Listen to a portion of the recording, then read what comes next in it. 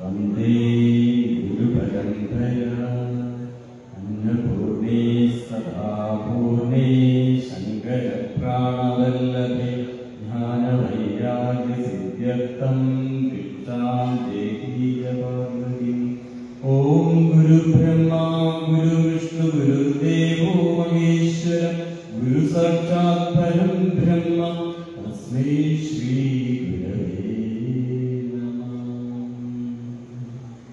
രാമായ രാമഭദ്രായ രാമചന്ദ്രായ വേദസേ രഘുനാഥായ നാഥായ സീതായ പതേ നമഃ. യത്ര യത്ര രഘുനാഥകീർത്തനം തത്ര തത്ര ഹൃതമസ്തകാഞ്ജലിം ബാഷ്പവാരി പരിഭൂതലോചനം മാരുതിം നമത രാക്ഷസാന്തകം. കൂജന്തം രാമ രാമേരി മധുരം മധുരാക്ഷരം ആരുഹ്യ കവിതാം ശാഖാം വന്ദേ വാഗ്മീതികോകിലം. സാനന്ദരൂപം സകലപ്രബോധം ആനന്ദദാനാമൃതപാരിജാതം മനുഷ്യഭക്തേഷു രവിസ്വരൂപം പ്രണവോമി തുഞ്ചത്തെടുമാര്യപാദം. പൂർവം രാമതപോവനാദിഗമനം കത്വാ മൃഗം കാഞ്ചനം വൈദേഹീഹരണം ജടായുമരണം സുഗ്രീവ സംഭാഷണം ബാലീനിഗ്രഹണം സമുദ്രതരണം ലങ്കാപുരീദാഹനം പശ്ചാദ്രാവണകുംഭകർണഹനനം ഏതദ്ധി രാമായണം ഏതദ്ധി രാമായണം. സുഹൃത്തുക്കളെ, നമ്മളിന്ന് അമ്മയുടെ കാരുണ്യത്താൽ രാമായണ മാസത്തിന്റെ 1/3 സമയം കടന്നു വന്നിരിക്കുകയാണ്. 10ാം ദിവസത്തിലെത്തി. രാമായണത്തിന്റെ പ്രധാനപ്പെട്ട ഒരു ഭാഗം ബാലകാണ്ഡം കഴിഞ്ഞ് അയോധ്യ കാണ്ഡം കഴിഞ്ഞിട്ട് ആരണ്യകാണ്ഡത്തിലേക്ക് പ്രവേശിക്കുകയാണ്. ഇന്നലത്തെ നമുക്ക് കുറച്ച് സമയത്തിന്റെ പ്രശ്നമുണ്ടായതുകൊണ്ട് കുറച്ച് ഭാഗങ്ങൾ കൂടി പറയാനുണ്ട്. അതുവഴി നമ്മൾ ആരണ്യകാണ്ഡത്തിലേക്ക് പ്രവേശിക്കും. അപ്പോ ശ്രീരാമചന്ദ്രദേവന്റെ യാത്രയ്ക്കൊപ്പം നമ്മളും യാത്ര ചെയ്യുകയാണ്. അങ്ങനെ ഓരോ കാഴ്ചകൾ കണ്ടുകൊണ്ട് എന്തൊക്കെയാണോ രാമൻ അനുഭവിക്കുന്നത്, രാമനെ തേടി വരുന്ന ഭരതൻ അനുഭവിക്കുന്നത്, അതെല്ലാം നമ്മൾ ഓരോരുത്തരും അനുഭവിച്ചുകൊണ്ടിരിക്കുകയാണ്. അങ്ങനെ അതായി മാറി നമ്മൾ മാറണം എന്നുള്ളതാണ്. ഞാൻ രാമനാകണം, ഞാൻ സീതാദേവി ആകണം, ഞാൻ ലക്ഷ്മണസ്വാമി ആകണം. അപ്പോൾ മാത്രമേ ആ അനുഭവം നമ്മുടെ ഉള്ളിലേക്ക് ഇറങ്ങി വരികയുള്ളൂ. ഏതൊരു കഥ ഏതോ നാട്ടിൽ ആരോ എഴുതിയ എന്നൊക്കെ വിചാരിച്ചാൽ ഒരിക്കലും നമുക്ക് രാമായണത്തിന്റെ വാതായനങ്ങൾ നമുക്ക് വേണ്ടി തുറന്ന് കിട്ടില്ല എന്നുള്ളതാണ്. അതുകൊണ്ട് രാമായണം പാരായണം ചെയ്യുമ്പോഴായാലും ശരി, രാമായണം കേൾക്കുമ്പോഴായാലും ശരി, അവർക്കൊപ്പം നടക്കാനുള്ള ഒരു മനസ്ഥിതി നമുക്കുണ്ടായെങ്കിൽ മാത്രമേ തീർച്ചയായും അതുകൊണ്ട് പ്രയോജനം ഉണ്ടാവുകയുള്ളൂ. ഇന്നലെ നമ്മള് ഭരതസ്വാമി ഭരതന്റെ യാത്ര നമ്മൾ കണ്ടു. ഭരതൻ വരുന്നതും ഭരതൻ എങ്ങനെയാണ് അവിടെ എത്തിച്ചേർന്നത് അതിനെ കുറിച്ചൊക്കെ വിശദീകരിച്ചു. ഭരതന്റെ വരവ് കണ്ടപ്പോൾ പന്തികളിൽ തോന്നിയ ഗുഹൻ എന്ന് പറയുന്ന വിഷാദരാജൻ, അല്ലെ, ആ വിഷാദനായ കാട്ടാളനായ ഒരു രാജൻ, ആ മനുഷ്യന് പോലും, ആ ഒരു വ്യക്തിക്ക് പോലും ഭഗവാൻ ശ്രീരാമചന്ദ്രദേവനോടുണ്ടായ ഭക്തി എന്താണെന്ന് അദ്ദേഹത്തെ കുറിച്ച്, ഭരതനെ കുറിച്ച് ആദ്യം ചിന്തിച്ച ആ ഒരു അവസ്ഥയിൽ നമുക്ക് മനസ്സിലാകും. എതിർക്കാനാണ് ഭാവമെങ്കിൽ ഒരാൾ പോലും ഇവിടെ കടന്നുകൂടാ എന്ന് തന്റെ സൈന്യത്തിനോട്, തന്റെ പിൻഗാമികളോട്, സേവകരോട് പറഞ്ഞിട്ടാണ് അന്തർഗതം അറിയാൻ, ഭരതന്റെ ഉള്ളിലിരിപ്പ് എന്താണെന്ന് അറിയാൻ വേണ്ടിയിട്ട് കടന്നു വന്നത്. അങ്ങനെ കടന്നു സംസാരിച്ചപ്പോൾ അയ്യോ, രാമനെ പോലെ തന്നെയാണല്ലോ ഈ ഭരതൻ എന്ന് മനസ്സിലാക്കി ആ കാൽക്കൽ വീണ് നമസ്കരിക്കുകയും എത്ര ഭാഗ്യവാനാണ് എന്നൊക്കെ പറയുന്ന ഒരു സംഭാഷണം നമ്മൾ കേട്ടു. അവിടെ നിന്ന് ബാക്കി സംഭാഷണത്തിലേക്ക് നമുക്ക് പോകാം.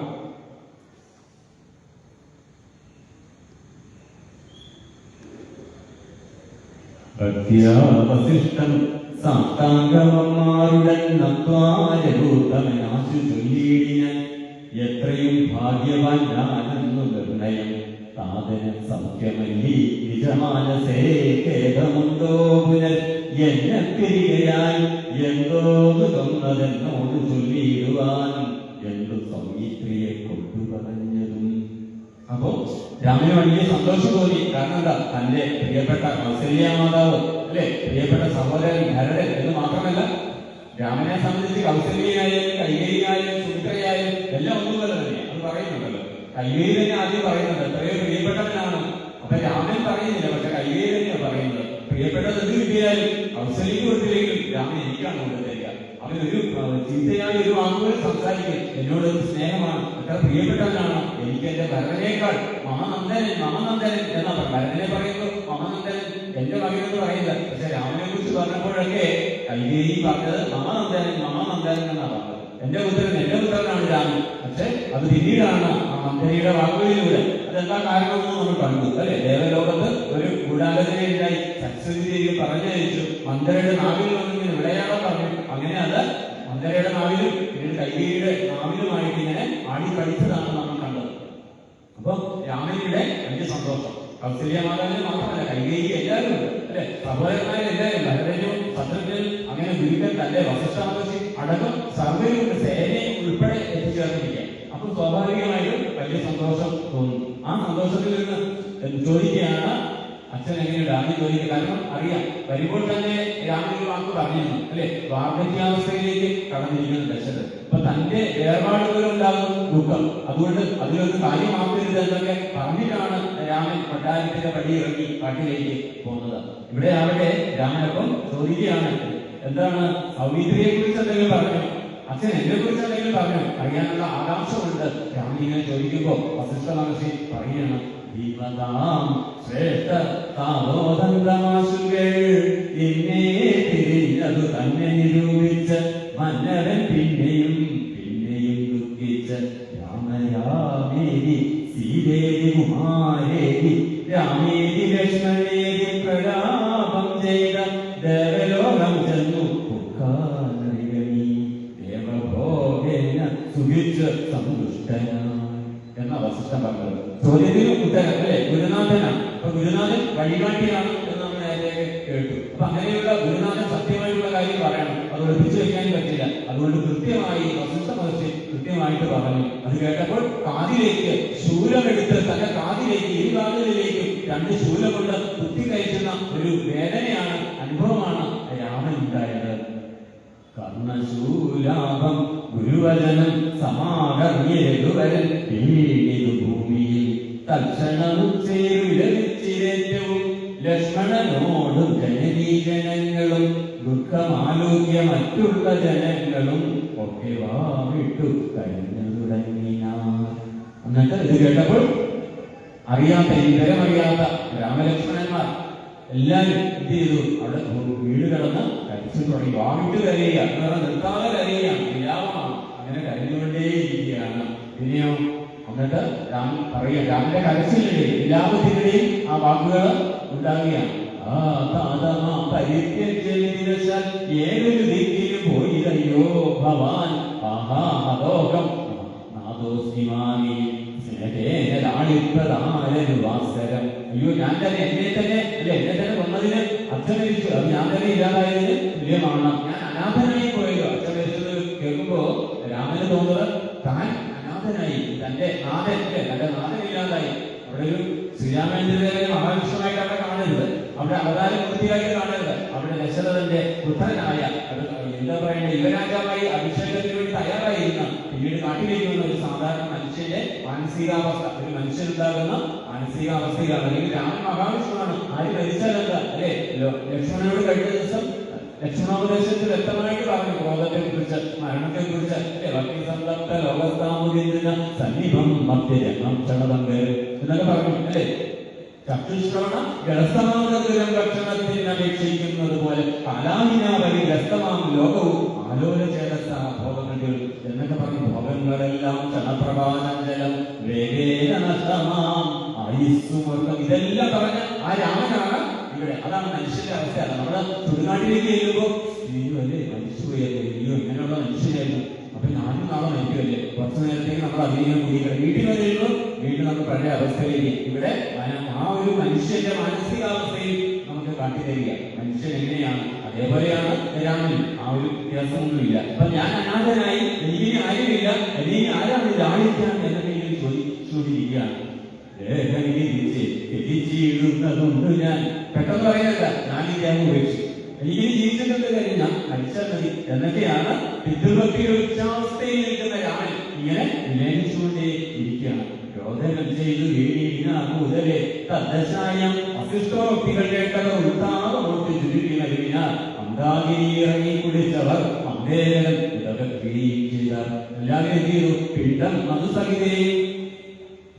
മധുസഹിതേയും സൽഫല പിണ്യാക നിർവിധാനം കൊണ്ടുവച്ചത്. കാട്ടിലിരിക്കുന്ന ഓടൽ എന്ന് പറയുന്ന ആ ഒരു ഓടൽ പിണ്ണാക്ക് എന്നൊക്കെ പറയുന്ന എന്താ കാട്ടിലിരിക്കുന്ന സാധനം. സാധാരണ പറയുന്നത് നമ്മൾ എന്ത് ഭക്ഷിക്കുന്നു, നമ്മുടെ വചനീയമായിട്ടുള്ള നമ്മുടെ ഭക്ഷണവസ്തുക്കൾ എന്തൊക്കെയാണ്, അതാണ് പൂർവികർക്കായിട്ട് നമ്മൾ സമർപ്പിക്കേണ്ടതെന്ന് പറയാറില്ല. മനുസ്മൃതിയെ ഇവിടെ മനുസ്മൃതി അല്ലെങ്കിൽ അതുപോലുള്ള വേദങ്ങളെ സ്മൃതികളെയൊക്കെ ഇവിടെ അനുസ്മരിക്കുന്നുണ്ട്. ഈ സ്മൃതി എന്ന് പറയുമ്പോൾ ഒരു കാര്യം ഓർക്കേണ്ടത് ആ കാലഘട്ടത്തിന് വേണ്ടിയിട്ടുള്ളതാണ്. മനുസ്മൃതിയായാലും യാജ്ഞവൽക്യ സ്മൃതിയായാലും അതൊക്കെ ഈ കാലഘട്ടത്തിന് വേണ്ടിയിട്ടുള്ളത്. ഒരുപക്ഷെ 100 വർഷം കഴിയുമ്പോൾ 200 വർഷം കഴിയുമ്പോൾ അതിന് പ്രസക്തി നഷ്ടപ്പെട്ടെന്ന് വരും. വേദം അങ്ങനെയല്ല, വേദം എല്ലാ കാലത്തും നിലകൊള്ളുന്നതാണ്, അതിനപ്പുറത്തൊന്നുമില്ല. അത് നമ്മൾ പ്രത്യേകമായിട്ട് മനസ്സിലാക്കണം. ആ കാലഘട്ടത്തിന്റെ കാര്യങ്ങൾ നിയമങ്ങളായിരിക്കും സ്മൃതികളിൽ പറയുക, അതിന് മാറ്റം വരാം. പക്ഷെ വേദത്തിന് ഒരിക്കലും മാറ്റം വരുന്നില്ല. ഈ വേദം മാറി ഋഗ്വേദം മാറി വേറൊരു വേദം വരുന്നു, അങ്ങനെ ഒരു അവസ്ഥയില്ല. അപ്പൊ അത് പ്രത്യേകം മനസ്സിലാക്കുക. അപ്പൊ അത് പറയുന്നതനുസരിച്ച് രാമൻ എന്ത് ചെയ്തു എന്നുള്ളതാണ്. രാമൻ രാജാവാണെങ്കിൽ രാജാവാകേണ്ട ആളാണ്, ഇതൊക്കെയാണ്. പക്ഷേ സാധാരണ നമ്മൾ ചെയ്യുന്ന കർക്കിടക ഭാവം ബലി അർപ്പിച്ചു അല്ലെ, പിതൃക്കളെ ഓർത്തുകൊണ്ട് ആ പരമ്പരയെ ഓർത്തുകൊണ്ട് എല്ലാവരും ഹിന്ദുക്കളായിട്ടുള്ളവര് സനാതന വിശ്വാസികളായിട്ടുള്ളവരെല്ലാം ഒരു ദിവസം അതിനുവേണ്ടി ഒരിക്കലെടുത്ത് വ്രതനിഷ്ഠയോടുകൂടി ക്ഷേത്രങ്ങളിൽ പോയി ആ പാവബലി അർപ്പിച്ച് വീടുകളിൽ അതിനുള്ള മറ്റു കർമ്മങ്ങളൊക്കെ ചെയ്തു എന്ന് പറയുന്നത് പോലെ ഇത് കേട്ടപ്പോൾ തന്നെ മന്ദാകിനിയിലേക്ക് ഇറങ്ങി ഉദകക്രിയ എന്താ ചെയ്യുന്നത്, ഉദകക്രിയകള് ചെയ്യണം. പിതൃസ്മരണയിൽ എന്തൊക്കെയാണോ ചെയ്യേണ്ടത് അതിനുള്ള കർമ്മങ്ങൾ രാമൻ അനുഷ്ഠിച്ചു, ഒപ്പമുള്ളൊരു ചെയ്തു എന്ന് പറയുക. സാദരം നൽകി പിതൃക്കൾക്കുമെന്നല്ലോ യാതൊരന്യം ഭുജിക്കുന്നതുവത് സാദരം നൽക പിതൃക്കൾക്കുമെന്നല്ലോ വേദസ്മൃതികൾ വിധിച്ചതെന്നോ തതി കേരള പിണ്ടദാനാന്തരന്ധത.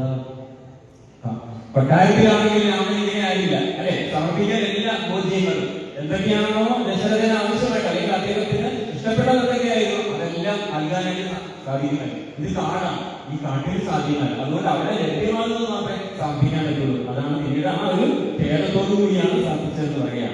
സ്നാനം കഴിച്ച് പുണ്യാഹവും ചെയ്തത് സ്നാനാന്തരം പ്രാപിച്ചിരാശ്രമം അന്ന് ഉപവാസവും ചെയ്തിതെല്ലാവരും ഞാൻ അതൊക്കെ കഴിഞ്ഞപ്പോഴേക്ക് നേരെ വന്ന് ഇരുട്ടി അവരുടെ ആശ്രമത്തിലേക്ക് പിറ്റേനാളായിരുന്നു. ആദ്യത്തെ നേരം ഒഴിച്ചു കഴിഞ്ഞു മന്ദാഗിരിയിൽ കുളിച്ചൂത്ത് സന്ധ്യയിൽ വന്ദിച്ചു പോന്നാശ്രമം നിവസിച്ചു. കുളിച്ചൂത്ത് സന്ധ്യ, പ്രഭാത സന്ധ്യ, അധ്യാപന സന്ധ്യ, സായാഹ്ന സന്ധ്യ.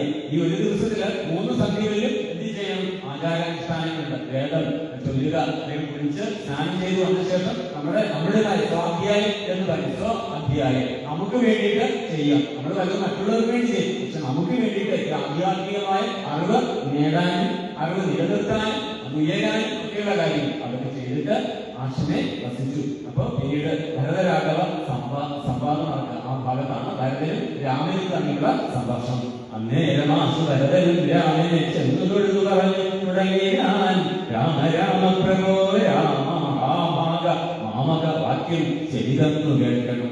ഭരതന് എന്താണ്? ഭരതനൊരു വിധിയാണോ? ചെവി തന്നു കേൾക്കണം എന്ന് പറയാം. കണ്ണുകൊണ്ട് ആരെങ്കിലും കേൾക്കുമോ? വായു കൊണ്ട് കേൾക്കുമോ? കൈ കൊണ്ട് കാലുകൊണ്ട് എന്ന് നമുക്ക് തോന്നാം അല്ലെ. നമ്മുടെ ബുദ്ധിയുടെ ഒരു പ്രശ്നമുണ്ട്, നമുക്കങ്ങനെ തോന്നാം. പക്ഷെ ഭരതൻ പറയുന്നത് ചെവി തന്നു കേൾക്കണം, വളരെ ശ്രദ്ധയോടെ. ഞാനിനി പറയുന്നത് വളരെ പ്രധാനപ്പെട്ട ഒരു കാര്യമാണ് അല്ലെ. തമാശയൊക്കെ പറഞ്ഞുകൊണ്ടിരിക്കുന്ന ഞാനൊരു പ്രധാനപ്പെട്ട കാര്യം പറയാൻ പോകുകയാണ്, ശ്രദ്ധിച്ചു എന്ന് പറയും. അതാണ് ശ്രദ്ധിച്ച് കേൾക്കണം എന്ന് അത് ഭരതൻ അർത്ഥമാക്കിയിട്ടുള്ളൂ. അതുകൊണ്ട് തന്നെ കേൾക്കാൻ പറ്റുള്ളൂ എന്ന് മാത്രമല്ല, ഹൃദയം കൊണ്ട് കേൾക്കണം എന്നാണ് ഭരതൻ ഉദ്ദേശിക്കുന്നത്. അത്ര പ്രധാനപ്പെട്ട ഒരു കാര്യമാണ് പറയുന്നത് എന്നർത്ഥം. മാമകവാക്യം ചെവിതന്നു കേൾക്കണം, ഉണ്ടടിയൻ അഭിഷേക സംഭാരങ്ങൾ കൊണ്ടുവന്നിട്ട് അത് കുണ്ടി വൈകാതെ ചെയ്യ വേണം. അഭിഷേക കുംഭാലനം ചെയ്യ രാജ്യം തവ പൈതൃം യഥോചിതം ജ്യേഷ്ഠനല്ലോ ഭവാൻ ക്ഷത്രിയാണാം അതിശ്രദ്ധമാം കർമ്മം പ്രജാപരിപാലനം. ഞാൻ അഭിഷേകത്തിന് അവിടെ ഒരുങ്ങിയിരുന്ന വേളയിലാണ്, പിറ്റേന്ന് അഭിഷേകമാണ്, ആ സമയത്താണ് രാമൻ കാട്ടിലേക്ക് വന്നത്. അതുകൊണ്ട് അഭിഷേകം നടത്തുന്നതിനുള്ള എല്ലാ വസ്തുക്കളുമായിട്ടാണ് ഭരതൻ ഈ ഇവിടെ കൊട്ടാരത്തിൽ നിന്ന് കാട്ടിലേക്ക് വന്നത്. മനസ്സിലാകുന്നല്ലോ. അപ്പൊ ഭരതന്റെ ലക്ഷ്യമുണ്ട് ഈ കാട്ടിൽ വെച്ച് തന്നെ വസിഷ്ഠ മഹർഷി അടക്കം മാതാ കൗസല്യ അടക്കം എല്ലാവരും വന്നിട്ടുള്ള ഈ കാട്ടിൽ വെച്ച് തന്നെ രാമനെ എന്ത് ചെയ്യണം, അഭിഷേകം ചെയ്യണം എന്നുള്ള ലക്ഷ്യത്തോടു കൂടിയാണ് അദ്ദേഹം സംസാരിക്കുന്നത്. മാത്രമല്ല ഒന്ന് രണ്ട് കാര്യം ഓർമ്മിപ്പിക്കുന്നു. ചെയ്യുക രാജ്യം തവം പൈതൃം യഥോചിതം, അത് താങ്കൾക്ക് പിതൃസ്വത്തായിട്ട് അല്ലെങ്കിൽ പൈതൃകമായിട്ട് കിട്ടിയത് അല്ലെ. മൂത്ത പുത്രനെയാണ് സാധാരണ രാജാവായി അഭിഷേകം ചെയ്യുക. അപ്പൊ ഇവിടെ രാമനുള്ളതാണ് അങ്ങനെ. കാരണം എന്താ, ആദ്യം പ്രായപൂർത്തിയാകുന്ന ആള് ആ മൂത്ത ആളായിരിക്കുമല്ലോ. അതുകൊണ്ട് തന്നെയാണ് ആ പരമ്പരയെ അങ്ങനെ വരുന്നത്. ഇനി രണ്ടാമത് ഒരു കാര്യം കൂടി പറയുന്നു, ജ്യേഷ്ഠനല്ലോ ഭവൻ, എന്റെ ജ്യേഷ്ഠനാണല്ലോ, അതുകൊണ്ട് അഭ്യൻ അങ്ങാണ്. ക്ഷത്രിയാണ് മതി ശ്രേഷ്ഠം. ക്ഷത്രിയന്മാരുടെ ശ്രേഷ്ഠമായ അർത്ഥം എന്തുവാ, വേദം ചൊല്ലുക എന്നുള്ളതല്ല, വേല ചെയ്യുക എന്നുള്ളതല്ല, പിന്നെ രാജ്യം ഭരിക്കുക, പ്രജാപരിപാലനം, അതാണ്. അത് തന്നെ രാമനെ ഓർമ്മിപ്പിക്കുകയാണ്. അശ്വമേധാദിയും ചെയ്ത് കിട്ടിയ അചിരം വിശ്വമെല്ലാം വരത്തിൽ കുലബന്ധവേ പുത്രനെയും ജനിപ്പിച്ചു രാജ്യം നിജ പുത്രകലാക്കി വനത്തിനു പോകണം. ഇപ്പോൾ അനുചിതമത്രേ വനവാസം അത്ഭുത വിക്രമനാഥ പ്രസീതമേ. മാതാവ് തങ്ങളുടെ ദുഷ്കൃതം താവകം ചേതസി ചിന്തിക്കരുത്. ദയാനിധിയായ ദയയുടെ കാരുണ്യനിധിയായിട്ടുള്ള അല്ലയോ രാമനെ വിളിക്കുക. എന്താ കാരണം എന്താണ്, ഇപ്പൊ അങ്ങിപ്പോ കാട്ടിൽ വന്ന് എത്തിയേണ്ട ആളല്ല, ഇപ്പോൾ വന്നിട്ട് ഉപവാസം എടുത്ത് ഇങ്ങനെ സന്യാസം ചെയ്ത് നയിക്കേണ്ട പ്രായമൊന്നും ആയിട്ടില്ല. എത്ര പ്രായം, വളരെ ചെറു പ്രായമാല്ലേ, വിവാഹം കഴിക്കേണ്ട പ്രായം തന്നെ ആയിരിക്കില്ല. പഠിക്ക് പോയപ്പോ വിശ്വാസം പക്ഷേ ഇതിലേക്ക് കൊണ്ടുപോയി അങ്ങനെ കൊണ്ടുവന്നു. ശരിക്കും പറഞ്ഞു കഴിഞ്ഞാല് അതിനുള്ള പ്രായമൊന്നും ആയിട്ടില്ല. അതുകൊണ്ട് മക്കളൊക്കെ കുടുംബ ജീവിതമൊക്കെ നയിച്ച് മക്കളൊക്കെ ആയി കുറെ കാലം ഒരു സത്യത്തെ പൂർത്തിയൊക്കെ കഴിയുമ്പോൾ അല്ലെ ഇനി എനിക്ക് ഭരിക്കാൻ പറ്റില്ല എന്നാൽ പിന്നെ മക്കൾക്ക് ഇതൊക്കെ ഏൽപ്പിച്ചിട്ട് അപ്പൊ കാട്ടിലേക്കൊക്കെ വന്നാൽ മതി എന്നിട്ട് അശ്വമേധ യാഗമൊക്കെ നടത്തി കുറെ പേരെ പ്രശസ്തിയൊക്കെ എടുത്ത് എന്ന് ഭരതന്റെ മനസ്സിലുള്ള കാര്യങ്ങൾ, രാമനോടുള്ള കാര്യങ്ങൾ പറയുകയാണ്. എന്നിട്ട് ദണ്ഡനമസ്കാരം ചെയ്തു. പണ്ഡിതനാണ് ഇവിടെ എന്തൊക്കെ പറഞ്ഞ പണ്ഡിതനാണ്. ഇത്രയും കാര്യങ്ങൾ ഇങ്ങനെ പറയുന്നത് ഭരതനെ പണ്ഡിതൻ എന്ന് പറയാണ്. പണ്ഡിതനായ ഭരതകുമാരനും രാഘവൻ സംഘമാരോഗ്യ ചിത്തമോദേന ഉണർന്നു ചൊല്ലിയാൻ. എന്നിട്ട് മടിയിൽ ഇരുത്തി എന്നാ പറയുന്നത്. ഭരതനെ രാമൻ മടിയിരിക്കും. കാരണം ആ ഒരു അച്ഛൻ അല്ലെ പുറത്തേക്ക് പോകാൻ നേരം, കാട്ടിലേക്ക് പോകാൻ നേരം സുമിത്രാദേവി പറഞ്ഞിരുന്നു രാമം ദശരഥം വിധി എന്നാ പറഞ്ഞാല്. രാമം ദശരഥം വിധി, അച്ഛനാണ്, ദശരഥനെ പോലെയാണ് നീ കാണേണ്ടത്, നിന്റെ ജ്യേഷ്ഠനായിട്ടല്ല കാണേണ്ടത്. അപ്പൊ ആ രാമൻ ഭരതനെ തന്റെ മടിയിലിരുത്തിയിട്ട് വാക്യം അത്ര കേട്ടാലും കുമാരനി എന്ന് പറഞ്ഞിട്ട് കുമാര എന്ന് പറഞ്ഞ മകനെ എന്ന് വിളിക്കുക. വത്സ സൗമിത്രൻ എന്ന് പറഞ്ഞിട്ട് ലക്ഷ്മണോപദേശത്തില് പിന്നെ പറയണ്ട കുമാര എന്റെ മകനെ രാമൻ വിളിക്കുന്നത്. വത്സ സൗമിത്രേ കുമാര നീ കേൾക്കണം മത്സരാദ്യം വെടിഞ്ഞൻ എന്നാ പറയുന്നത്. വെടിഞ്ഞ മത്സരം വെടിഞ്ഞിട്ട് നീ എന്റെ വാക്ക് കേൾക്കണമെന്ന് സംബോധന ചെയ്തിട്ട് പറയുന്നു. ഇവിടെ അതുപോലെ കുമാര എന്ന് വിളിക്കാം, മോനെ എന്നാണ് വിളിക്കുന്നത്. അപ്പൊ ആ ഒരു രാമനുള്ള ഒരു ബന്ധം എന്താണ് ഭരതനോടെന്ന് നമുക്ക് മനസ്സിലാക്കാൻ പറ്റും. പിന്നെയോ മധ്വാക്യമത്ര കേട്ടാലും കുമാരനി എത്രയൊക്കമയ ഭക്തദൈവ ശ്രുതം സാധനം 14 സംവത്സരം പ്രീതനായി ഗാനം വാഴുന്നു ചൊല്ലി ഞാൻ ചിത്രാമിനു രാജ്യം സമ്മതം വ്യക്തമായി പുനരുന്നത്. അച്ഛൻ എനിക്ക് തന്നിരിക്കുന്ന എന്താണ്, ഏത് രാജ്യമാണ്? കാട് എന്ന് പറയുന്ന രാജ്യമാണ്. ദണ്ഡകാരണ്യമാണ് അച്ഛൻ എനിക്ക് തന്ന രാജ്യം. നിനക്കാണ് അയോധ്യയിലാക്കി തന്നിരിക്കുന്നത്. അതുകൊണ്ട് നീയാണ് ഭരണനിപുണനായ അല്ലെ. പേരിട്ടപ്പോൾ പറഞ്ഞു വസിഷ്ഠ മഹർഷി. ഇപ്പൊ പറഞ്ഞതെന്താണ്, ഭരണനിപുണനായ ആ കുട്ടിക്ക് ഭരതൻ എന്ന് പേര് കൊടുത്തു എന്ന് പറയും. എല്ലാവരെയും വീട്ടിലിരിക്കുന്നതിനായ എല്ലാവരുടെ മനസ്സിലിരുന്ന് അവരെ ആനന്ദിപ്പിക്കുന്ന ആ കുട്ടിക്ക് രാമൻ എന്ന് പേരിട്ടു. അതുകൊണ്ട് ഞാനിവിടെ എന്താ ചെയ്യുന്നത്, എനിക്ക് നാടാണ് തന്നത്, ഞാൻ കാട്ടിൽ കഴിഞ്ഞോളാം. നിനക്ക് നാടാണ്, രാജ്യമാണ് തന്നത്, അച്ഛന്റെ വാക്കാണ്. അതുകൊണ്ട് നീ അങ്ങനെ കഴിയൂ എന്ന് പറയാം. ചേതസാപാർട്ടിൽ നമുക്ക് ഇരുവർക്കും ഈ സാധനയോഗം അനുഷ്ഠിക്കുകയും വേണം. യാതൊരുത്തൻ പിതൃവാക്യത്തെ ലംഘിച്ച് നീതിഹീനം വസിക്കുന്നത് ഭൂതലെ അല്ലെ. നമ്മൾ പ്രത്യേകം പഠി കുടുംബം ആയിട്ട്, കുടുംബസ്ഥരായിട്ട്, ഗൃഹസ്ഥന്മാരായി, അച്ഛനും അമ്മ മാതാപിതാക്കൾ കുട്ടികൾ എല്ലായിട്ട് അല്ലെ അങ്ങനെയൊക്കെ ജീവിക്കുന്ന നമ്മൾ പ്രത്യേകം ശ്രദ്ധിക്കേണ്ട വാക്കാ പറയുന്നത്. എന്താ പറയുന്നത്, യാതൊരുത്തൻ പിതൃവാക്യത്തെ ലംഘിച്ച് നീതിഹീനം വസിക്കുന്നത് ഭൂതലേ. ജീവൻ മൃതനവൻ പിന്നെ നരകത്തിൽ മേവും മരിച്ചാലും ഇല്ലൊരു സംശയം. അവന് ജീവിച്ചിരിക്കുമ്പോൾ തന്നെ മരിച്ചു.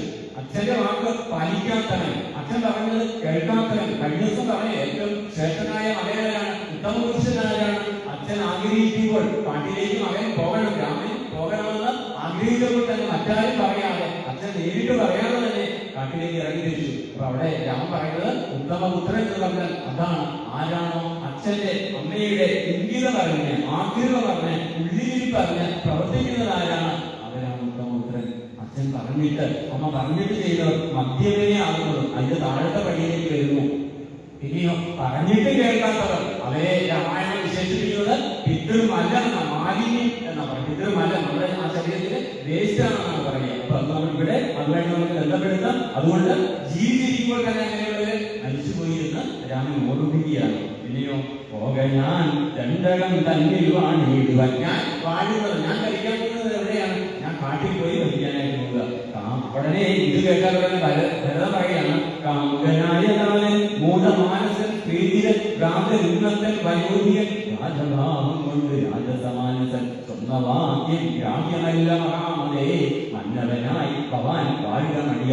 എന്റെ അച്ഛൻ എന്ന് പറഞ്ഞാൽ രാമന്റെയും കൂടി അച്ഛനാണ് അല്ലെ, രാമന്റെയും അച്ഛനാണ്. ദശരഥനാണ് വൃദ്ധനായ ആ അച്ഛന് എന്റെ അമ്മയിൽ കുടുങ്ങിപ്പോയതുകൊണ്ടാണ് ഇങ്ങനെ സംശയം. അതുകൊണ്ട് അത് കൊടുക്കണേ, അതിനൊന്നും ആ വാക്കുകളിലൊന്നും കുടുങ്ങിപ്പോയതേ എന്ന് പറയുക. അപ്പൊ രാമൻ അതിന് മറുപടി പറയുന്നു, ഭൂമി ഭർത്താപിതാനാരില്ല കാമിയുമല്ല കൂടാത്മാവുമല്ല താതന സത്യഭയം കൊണ്ട് ചെയ്തതിൽ ഏതുമേ ദോഷം പറയരുതോർക്കണം. തനിക്ക് ഇത്രയും പാട് വിധിച്ച ആ അച്ഛനെ കുറിച്ച് രാമൻ പറയുകയാണ്, തന്റെ സത്യവാക്ക് പാലിക്കാൻ വേണ്ടിയിട്ടാണ് അച്ഛൻ അത് ചെയ്തത്. അല്ലാതെ അച്ഛനെ കുറിച്ച് അങ്ങനെ ഈ വർഷത്തിനെ പറയും. മുമ്പ് പറഞ്ഞു ഞാൻ പിടിച്ചു കിട്ടുമെന്ന് ലക്ഷ്മണൻ പറഞ്ഞപ്പോൾ ആണ് ഉപദേശം കൊടുത്തത് അല്ലെ, ലക്ഷ്മണോപദേശത്തിലെല്ലാം പറഞ്ഞു. ഇവിടെ വീണ്ടും ഇവിടെ എന്താണ്, ലക്ഷ്മണനല്ല, ലക്ഷ്മണൻ പറയുമ്പോൾ ഭരതൻ പറയുമ്പോൾ ഭരതനോട് പറയുകയാണ്, എന്താ പറയുന്നത്, അസത്യഭയം. അസത്യം ചെയ്തു കഴിഞ്ഞാൽ ഉണ്ടാകുന്ന പ്രസിദ്ധിയുണ്ട് അല്ലെ, യശസ്സിന് പറയുന്നത്. സത്യവാനായിട്ടുള്ള ആൾക്ക് കിട്ടുന്നത് യശസ്സായിരിക്കില്ല,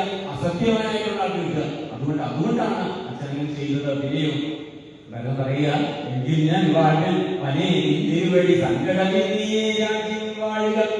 എന്തായാലും ശരി, ഞാൻ അതിന് പകരം അങ്ങയെ ജ്യേഷ്ഠനെ അച്ഛനാണല്ലോ കാട്ടിയച്ഛൻ, പകരം ഞാൻ കാട്ടി കഴിയണം. എനിക്ക് പകരം എന്താ, ആ രാജ്യത്തിലേക്ക് എന്ന് ഓരോ അഭിപ്രായങ്ങൾ പറഞ്ഞുകൊണ്ടിരിക്കുകയാണ്. ഇനിയും രാജ്യം നിനക്കും എനിക്ക് വിധിനവും പുതിയനം പാദം വിധിച്ചതുമിന്. പക്ഷെ അങ്ങനെ രാമനൊക്കെ പറഞ്ഞു, അങ്ങനെയല്ല. അച്ഛന്റെ വാക്കെന്താണ്, അച്ഛൻ പറഞ്ഞു രാമൻ കാട്ടിൽ പോകണം, കാട്ടിൽ പോകണം, അതിന് വ്യത്യാസമില്ല. ഭരതൻ രാജ്യം ഭരിക്കണം എന്ന് പറഞ്ഞാൽ ഭരതൻ തന്നെ രാജ്യം ഭരിക്കണം. അങ്ങനെ കൃത്യമായിട്ട് രാമൻ അത് പറഞ്ഞു കൊടുക്കുകയാണ്. ഇനിയോ നിർബന്ധ ബുദ്ധി കണ്ടപ്പോൾ രഘുവരൻ തൻബോധനാർത്ഥം അയനാനന്ദ സജ്ഞയാ ചൊന്നാൻ ഗുരുവിനോടപ്പോൾ വസിഷ്ഠനും ചെന്ന് കൈകേയി സുരനോട് ചൊല്ലിയിരുന്നു. താൻ പറയുന്നതിലൊന്നും ഇവനൊന്നും കാര്യമാക്കുന്നില്ല. ഒരു കൈകേയി കൂടുതൽ എങ്ങനെയാ പറയുക എന്നുള്ളൊരു വിഷമഘട്ടത്തില് രാമൻ തന്റെ മുന്നിൽ നിന്ന് വസിഷ്ഠ മഹർഷിയുടെ കണ്ണുകൊണ്ട് കാണിച്ചു. എന്താ, അവന് വേണ്ടപ്പെട്ട കൊടുത്തേക്ക്. അപ്പൊ വസിഷ്ഠ മഹർഷി ചെയ്തു. ഞാൻ പറയുകയാണ്, ഉടനായി ഇടല കേൾക്കനീയെങ്കിലോ ഗുണമായൊരു വൃത്താന്തം ദശരഥപുത്രനായിട്ടുള്ള ഭരത, നീ ഇങ്ങനെ ഗൂഢത്തരം പറയാതെ ഒരു രഹസ്യം ഞാൻ നിന്നോട് പറയാൻ പോകും. കാരണം എന്താ, ഇതെല്ലാം കൊട്ടാരത്തിൽ ആരുന്നു കാര്യങ്ങളൊക്കെ നടക്കുമ്പോൾ ഭരതനില്ല, ശത്രുഘ്നനില്ല, ഏകൈക രാജ്യത്ത് വരിക, ഇതാച്ചിന്റെ അടുത്ത് വരിക. അപ്പൊ വസിഷ്ഠ മഹർഷിക്ക് പറയാനുള്ള അവസരം രാമൻ കൊടുത്തു. വസിഷ്ഠൻ പറയുകയാണ്, രാമനാകുന്നത് നാരായണൻ പരൻ താമരസോത്ഭവനർപ്പിക്ക കാരണം ഭൂമിയിൽ സൂര്യകുലത്തിലൂടി ഭൂമിപാലാത്മജനായി പിറന്നിത്. എന്തിനാണ് രാമൻ ഇവിടെ അയോധ്യയിൽ ഈ കൊട്ടാരത്തിൽ ദശരഥപുത്രനായിട്ട് പിറന്നത്? അത് രാവണ നിഗ്രഹത്തിനാണ്. ആ കഥ നമുക്കറിയാം, അത് വിശദീകരിക്കേണ്ട കാര്യങ്ങൾ അതെല്ലാം ഭരതൻ അറിയാത്തതുകൊണ്ട് വസിഷ്ഠ മഹർഷി അതൊക്കെ പറയുകയാണ്. എല്ലാ കാര്യങ്ങളും പറഞ്ഞു. അതിനുശേഷം നീ രാജധാനിയിലേക്ക് പോകണം, പഠിക്കുന്ന കാര്യത്തിൽ രാമൻ വരും. എപ്പോൾ വരും? 14 വർഷം. അച്ഛൻ പറഞ്ഞ 14 വർഷം കഴിയുമ്പോൾ തന്റെ ദൗത്യം, കർത്തവ്യം, കടമ, ചുമതലാബോധത്തോടുകൂടി അതെല്ലാം പൂർത്തീകരിച്ചിട്ട് രാമൻ തിരികെ വരും. അതിനുവേണ്ടി ഈ 14 വത്സരം നമുക്ക് കാത്തിരിക്കാം എന്നൊക്കെ പറഞ്ഞു. അപ്പോഴത്തേക്ക് പിന്നെ വസിഷ്ഠ മഹർഷി പറഞ്ഞപ്പോൾ അതിനപ്പുറം ഇല്ല. കാരണം ഗുരുനാഥൻ അല്ലെ, കുലഗുരുവാണ്, പുരോഹിതനാണ്, എല്ലാമാണ്. അപ്പോ അദ്ദേഹം പറഞ്ഞത് ഉൾക്കൊണ്ടു. അതാണ് ഗുരുവിന്റെ വാക്കിന്റെ പ്രത്യേകതയാണ്. അടുത്തത് ജ്യേഷ്ഠനായിട്ട് കാണുന്നത്. ഇവിടെ ഗുരു പറഞ്ഞപ്പോൾ അത് കേട്ടു. അപ്പൊ പെട്ടെന്ന് പറയുകയാണ്, പാതുകാം ദേഹി രാജേന്ദ്ര രാജ്ഞായനെ പാദബുദ്ധിയാ സേവിച്ചു കൊള്ളുവാൻ യാവത്തവാഗമനം ദേവദേവനെ പാവദേവാനാഗതം ഭജിച്ചിടുവാൻ. എങ്കിലും ഒരു കാര്യം ചെയ്യും, അങ്ങയുടെ ആ പാതുകകൾ ഇനി തന്നേക്കും, ആ മെതിയടി ഇനി തന്നേക്കും. ഞാൻ അങ്ങാണെന്ന് കരുതി കൊണ്ടുപോയി പൂജിച്ച് ബാക്കി കാര്യങ്ങളൊക്കെ ഞാൻ നിർവഹിച്ചോളാം എന്ന് പറയുന്നു. അപ്പോൾ എന്ത് ചെയ്തു? ഭക്തിമാന കൊൽക്കാരടികളിൽ ചേർത്ത മെതിയടി ഭക്തിമാനായ വരദന് നൽകി ഞാൻ. രാമനപ്പോഴ ആ മെതിയടി എന്താണ്? താമര പോലുള്ള അല്ലെ, ആ താമര പോലുള്ള അല്ലെങ്കിൽ മനോഹരമായിട്ടുള്ള അത്രമാത്രം ശിവനും ബ്രഹ്മാവും അടക്കമുള്ളതിനെ ശരിക്കും പറഞ്ഞാൽ പ്രാർത്ഥിക്കുന്ന, ഒന്ന് കാണാൻ ചോദിക്കുന്ന എന്നാ പറയുന്നത്. അങ്ങനെയൊക്കെയുള്ള ആ മെതിയടി വരദന് സമ്മാനിച്ചു. ഉത്തമ രക്തവിഭൂഷിത പാതുകം ഉത്തമ ചേർത്തു രാമ നരേന്ദ്രന്റെ ഭക്തിയാ പ്രദക്ഷിണം കൃത്വ നമസ്കരിച്ചുത്തായ വന്ദിച്ചു സുന്നാൻ സഗദ്ഗതം. അപ്പൊ ശരിക്കും പറഞ്ഞാല് ഉത്തമാങ്കെ ശിരസിൽ ആ പാതുക കിട്ടിയിട്ട് അല്ലെ, ആ പാതുക ശിരസിൽ വെച്ചിട്ട് അത് രാമനെ പ്രദക്ഷിണം ചെയ്തു. എന്നിട്ട് ഒരു വാക്ക് പറയുന്നു, പ്രധാനപ്പെട്ട ഒരു കാര്യം പറയുക. ഭരതന് സമാധാനമില്ല. ശരിക്കും പറഞ്ഞാൽ രാമനില്ലാതെ പ്രകാരം അയോധ്യയിലേക്ക് പോകാൻ. അപ്പൊ പറയുകയാണ്,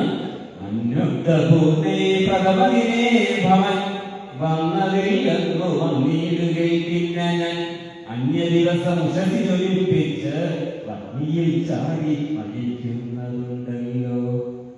എന്താ അങ്ങ് പറഞ്ഞ 14 വർഷം ശരി, ഞാൻ സമ്മതിച്ചു, 14 വർഷം ഞാൻ കാത്തിരിക്കാം. പക്ഷേ പിറ്റേന്ന് അങ്ങ് കൊട്ടാരത്തിൽ വന്നില്ലെങ്കിൽ അഗ്നി കൂട്ടി ചിത കൂട്ടി ഞാൻ അതിച്ചാടി കരന്റെ വാക്കാം. അത് കേട്ടപ്പോഴ് ശരിക്കും രാമന്റെ കണ്ണുകൾ നിറഞ്ഞുപോയി. ഈ ഭരതന്റെ ഈ സാഹോദര്യ സ്നേഹത്തിന് മുന്നില് രാമൻ എന്നതു കേട്ടു രഘുപതിയിൽ കണ്ണുനീരും തുടച്ചൻപോട് ചൊല്ലി ഞാൻ. അങ്ങനെ തന്നെ ഒരന്തം ഇല്ലതിന് അന്ന് ഞാൻ അന്ന് തന്നെ വരും നിർണയം. ഒരു വ്യത്യാസമില്ല. രാമവാക്യം രാമന്റെ വാക്ക് രണ്ടാമതൊന്നുമില്ല, ഒറ്റ വാക്കുകൾ. തീർച്ചയായും ഞാൻ വരും. അങ്ങനെ പറഞ്ഞിട്ട് അവരെ എല്ലാവരും പോകാനായിട്ട് അനുവദിച്ച് ഇവിടെ നിങ്ങൾ നിൽക്കട്ടെ. എല്ലാവരും കൗസല്യമാതാവ്, കൈകേയി തുടങ്ങിയിട്ടുള്ള ഗുരുക്കന്മാര്, ഗുഹൻ ഉൾപ്പെടെ വഴികാട്ടാനെന്ന് അവരെല്ലാവരെയും മടക്കി ഏൽക്കുകയാണ്. അങ്ങനെ എല്ലാവരെയും വന്നവരെ എല്ലാവരെയും, കാരണം ഒരുപാട് സൈന്യം സേനകളിൽ തന്നെ ഒരുപാട് പേരുണ്ട്. അപ്പൊ എത്ര പേരൊന്നും പറയാൻ പറ്റില്ല, എത്ര ആയിരം പറയാൻ പറ്റില്ല. അവരെ എല്ലാവരും ഉത്തരവാദിത്വത്തോടുകൂടി അയോധ്യയിൽ എത്തിച്ചു. അതിനുശേഷം അടുത്ത ഗ്രാമമായ നന്ദീഗ്രാമത്തിൽ പോയിട്ട് എന്ത് ചെയ്തു? താലേന ശത്രുഘ്നും വ്രതത്തോടുടൻ ചെന്നു നന്ദീഗ്രാമം അൻപോട് പൊക്കിയത് വന്ദിതാനന്ദം ജഗദ്വാസികൾക്കെല്ലാം പാതുകാം വെച്ച് സുഖാസനെ രാഘവ പാദങ്ങളെന്ന് സങ്കൽപ്പിച്ചു സാദരൻ ഗന്ധപുഷ്പാദ്യങ്ങൾ കൊണ്ട് പൂജിച്ചുകൊണ്ട് അന്തിയെ സേവിച്ചു. രാമനാണ് തന്റെ ഈ ഇവിടെ വന്നിരിക്കുന്നത് രീതിയിൽ തന്റെ സിംഹാസനത്തിൽ രാമന്റെ പാതുകങ്ങൾ വെച്ചിട്ട് പൂജ നടത്തിക്കൊണ്ടിരുന്നു. എന്ത് കാര്യം നടത്തണമെങ്കിലും ഇനി ഞാൻ ആ കാര്യം നടത്താൻ പോവുകയാണ് എന്ന് ആ പാതുകത്തെ നോക്കി പറഞ്ഞിട്ട് അനുമതി വാങ്ങിയിട്ട് അനുവാദം വാങ്ങിയിട്ടാണ് തന്നെ ചെയ്തുകൊണ്ടിരുന്നത്. ശരിക്കും ഒരു രാജാവായിരിക്കുകയും എന്നാൽ ഇവിടെ ആ ശ്രീരാമചന്ദ്രദേവന്റെ ഒരു സേവകനായിട്ട് മാറുകയും ചെയ്യുന്ന ഭരതനെ നമുക്ക് കാണാൻ സാധിക്കുന്നു. അങ്ങനെ ചിട്ടയെ നിരൂപിച്ച് ചിത്രകൂടാനിലെ വാണോരനന്തരം ചിട്ടയെ നിരൂപിച്ചു കണ്ടു രഘുവരൻ മിത്രവർഗങ്ങൾ അയോധ്യയിൽ നിന്ന് വന്നെത്തും ഇവിടെ ഇരുന്നാലികൾ. അങ്ങനെ രാമൻ എവിടെയാ? ആ ചിത്രകൂടത്തിലുണ്ട് ആണല്ലേ. ഉടനെ എല്ലാവരും കൈക്ക് കിട്ടുന്ന ഒരു കൈക്കെടുത്തു. എന്താ പറയുക, ഓട്ടോ പിടിച്ചവരോട് ഇങ്ങനെ പലരും വന്നോണ്ടിരിക്കും. അപ്പൊ കൈക്കുണ്ടോ ഓട്ടോ ഉണ്ടോ എന്ന് ചോദിക്കരുത്. എല്ലാവരും വന്നു. ഇന്നത്തെ കാലത്ത് പറയുമ്പോൾ അങ്ങനെയാണല്ലോ പറയേണ്ടത്. അപ്പോ എല്ലാവരും അവിടേക്ക് എത്തി. അപ്പൊ രാമന് മനസ്സിലായി തന്റെ ദൗത്യം നടക്കില്ല. കാരണം ആളുകളിലും വന്നോണ്ടിരിക്കുക. അവരോട് സംസാരിച്ച സമയം പോകും. തന്റെ ഉദ്ദേശം, തന്റെ ഒരു ലക്ഷ്യമുണ്ട്, അത് നടക്കില്ലല്ലോ. മിത്രവർഗങ്ങളായോഗ്യയിൽ നിന്ന് വന്നെത്തും ഇവിടെ ഇരുന്നാലിയുടെ സത്വരം തന്റെ കാരുണ്യത്തിനായി കൊണ്ട് ബദ്ധമോദം ചിന്തുക വേണ്ടത്. കാട്ടിലേക്ക് അനാഥകാലിലേക്ക് പോകുക എന്നുള്ളത് മടങ്ങി പോകും. അതുകൊണ്ട് ഇവിടെ ഇരിക്കേണ്ട, യാത്ര തുടരാൻ ഒരു കരുതി പെട്ടെന്ന് അവിടെ നിന്ന് ചിത്രകൂടാചരത്തിൽ നിന്ന് രാവിലെ നടകൊണ്ടു. രാവിലെ മാത്രമല്ല, ലക്ഷ്മണനുണ്ട്. ലക്ഷ്മണനൊപ്പം അല്ലെ, രാമനൊപ്പം സീതയുടെ വരെ അവർ യാത്ര പോകും. അങ്ങനെ അത്രിതന്നാശ്രമം പൊക്കു മുനീന്ദ്രനെ ഭക്തിയാ നമസ്കരിച്ചു രഘുനാഥൻ രാമോകമധ്യ ജന്മി മഹാമുനെ ശ്രീകൽപദം തവ കാണായ കാരണം. അത്രി മഹർഷിയുടെ ആശ്രമത്തിൽ, അത്രി മഹർഷി വളരെ പ്രശസ്തനായിട്ടുള്ള, ഒരുപാട് എന്താ പറയണ്ടേ, പണ്ഡിതനായിട്ടുള്ള, ഒരുപാട് വേദങ്ങളെ കുറിച്ച് അറിവ് മാത്രമല്ല മറ്റുള്ള മാതൃകയായിട്ടുള്ള ഒരു മുനിയാണ്, അത്രി മഹർഷി അല്ലെങ്കിൽ ഒരു മഹർഷിയാണ്.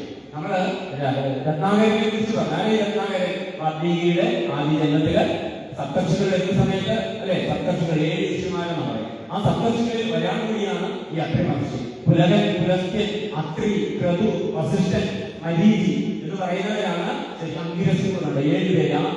ഇവരിത്രയും പേരാണ് സപ്തർഷികൾ എന്ന് പറയുന്നത്.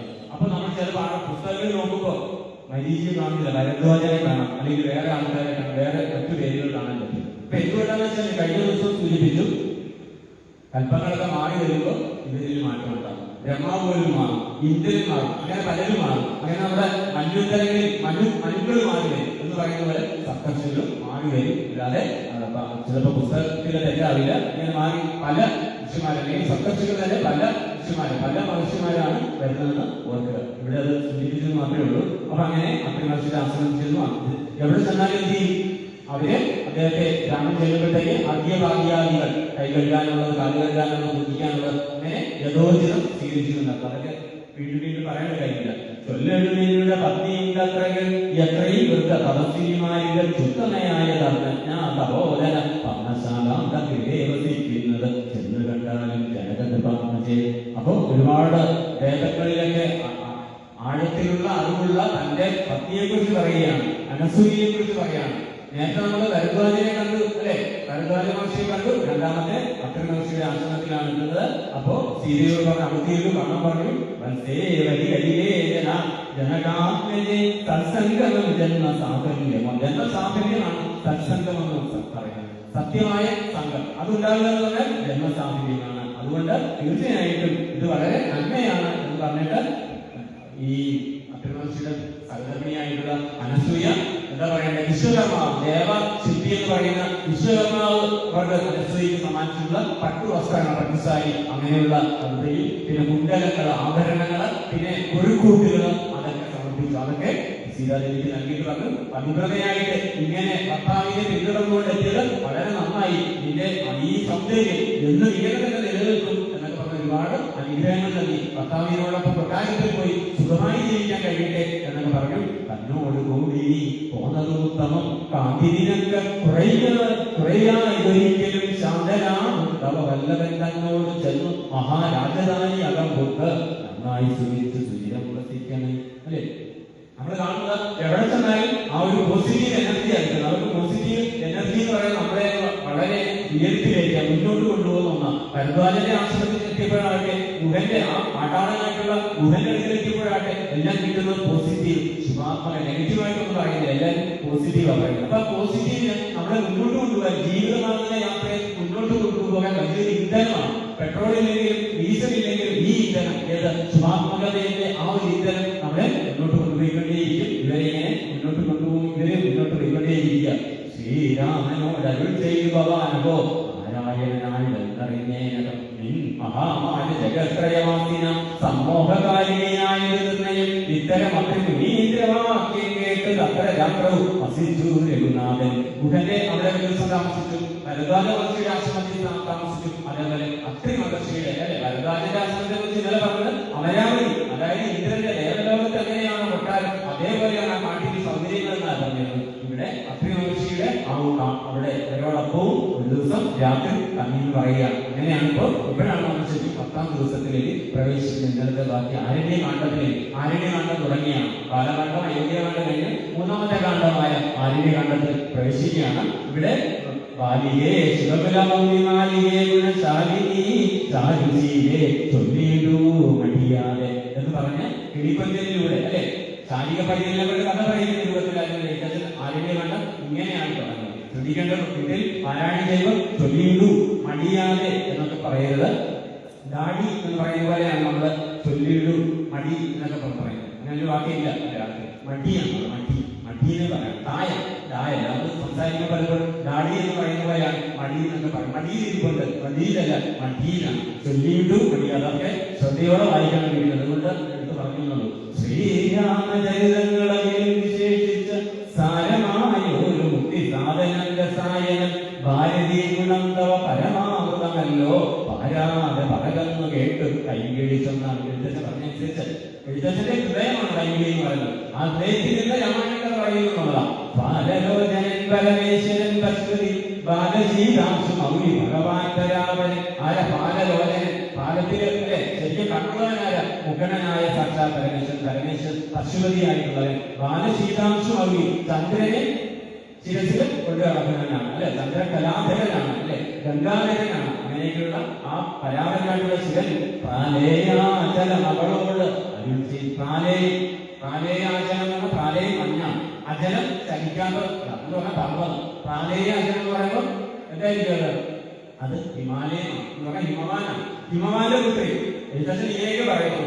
ശരിക്കും പാർവതിയോട് ഒറ്റമാക്കി പറയും. പക്ഷെ എഴുത്തച്ഛൻ പറയുന്നത് പ്രാലേയാചലമകളോട് എന്നാ പറയും. കാരണം നേരത്തെ നമ്മൾ കണ്ടു ആദ്യം തന്നെ രാമായണത്തിൽ ആദ്യം തന്നെ പാർവതി ദേവി ശ്രീ പരമേശ്വരൻ ചോദിച്ചതിന് ഉത്തരമായിട്ടാണ് രാമായണം. അപ്പൊ കാരുണ്യം എന്നെ കുറിച്ചുണ്ടെങ്കിൽ എനിക്കിപ്പോൾ ശ്രീരാമദേവതത്വം ഉപദേശിച്ചിടണം എന്ന് ചോദിച്ചപ്പോഴാണ് ഇതുവരെ എന്നോട് ഇങ്ങനെ ചോദിച്ചിട്ടില്ല. എന്തൊരു ഭക്തിയാണെന്നല്ല ഞാൻ പറഞ്ഞു തരാമെന്ന് പറഞ്ഞപ്പോ പറഞ്ഞു കൊടുത്തു. പിന്നീട് വീണ്ടും ആവശ്യപ്പെട്ടു എനിക്ക് ഇങ്ങനെ കേട്ടാൽ പോരാ, മതിയാവോളം വിശദമായി കേൾക്കണമെന്ന് പറഞ്ഞപ്പോഴാണ് ഈ രാമായണം. അതുകൊണ്ട് ഇവിടെ പറയുകയാണ്, വീണ്ടും പാർവതിയോട് പറയുന്നു പറഞ്ഞിട്ടാണ് തുടങ്ങുന്നത്. മഹാരണ്യ പ്രവേശനമാണ്. അപ്പൊ എവിടെയാണ് ഇപ്പൊ നിൽക്കുന്നത്? നമ്മളിപ്പോ കാട്ടി നിൽക്കുന്നത് അക്രമശില ആശ്രമത്തിലാണ്. നിത്യകർമ്മവും ചെയ്ത് താപസം മഹാപ്രസ്ഥമാരംഭിച്ച പ്രത്യക്ഷശുദ്ധായ പിറ്റേ ദിവസമായി പുലർച്ചെയായി അക്രമശിലെ ആശ്രമത്തില് പുത്രൻ ഞങ്ങൾക്ക് മുനിമണ്ഡല മണ്ഡിതമാ ദണ്ഡകാരണ്യത്തിന് ദണ്ഡമന്യെ പോവാനായി അനുഗ്രഹിക്കണം. ശരിക്കും എന്താ ചെയ്യുന്നത്? എല്ലാവരെയും ഈ സന്യാസി എന്ന് പറഞ്ഞാൽ അഭിമാംശ അടക്കമുള്ള എല്ലാവരെയും നമസ്കരിച്ചിട്ട് അവരുടെ അനുവാദം വാങ്ങിയിട്ട് ഈ യാത്ര തുടരാൻ വേണ്ടി പറയുക. രണ്ടറിയെ ഞങ്ങൾക്ക് എത്രയും പെട്ടെന്ന് എവിടേക്ക് പോകണം? അടുത്ത ലക്ഷ്യത്തിലേക്ക് പോകണം. പണ്ഡിതേ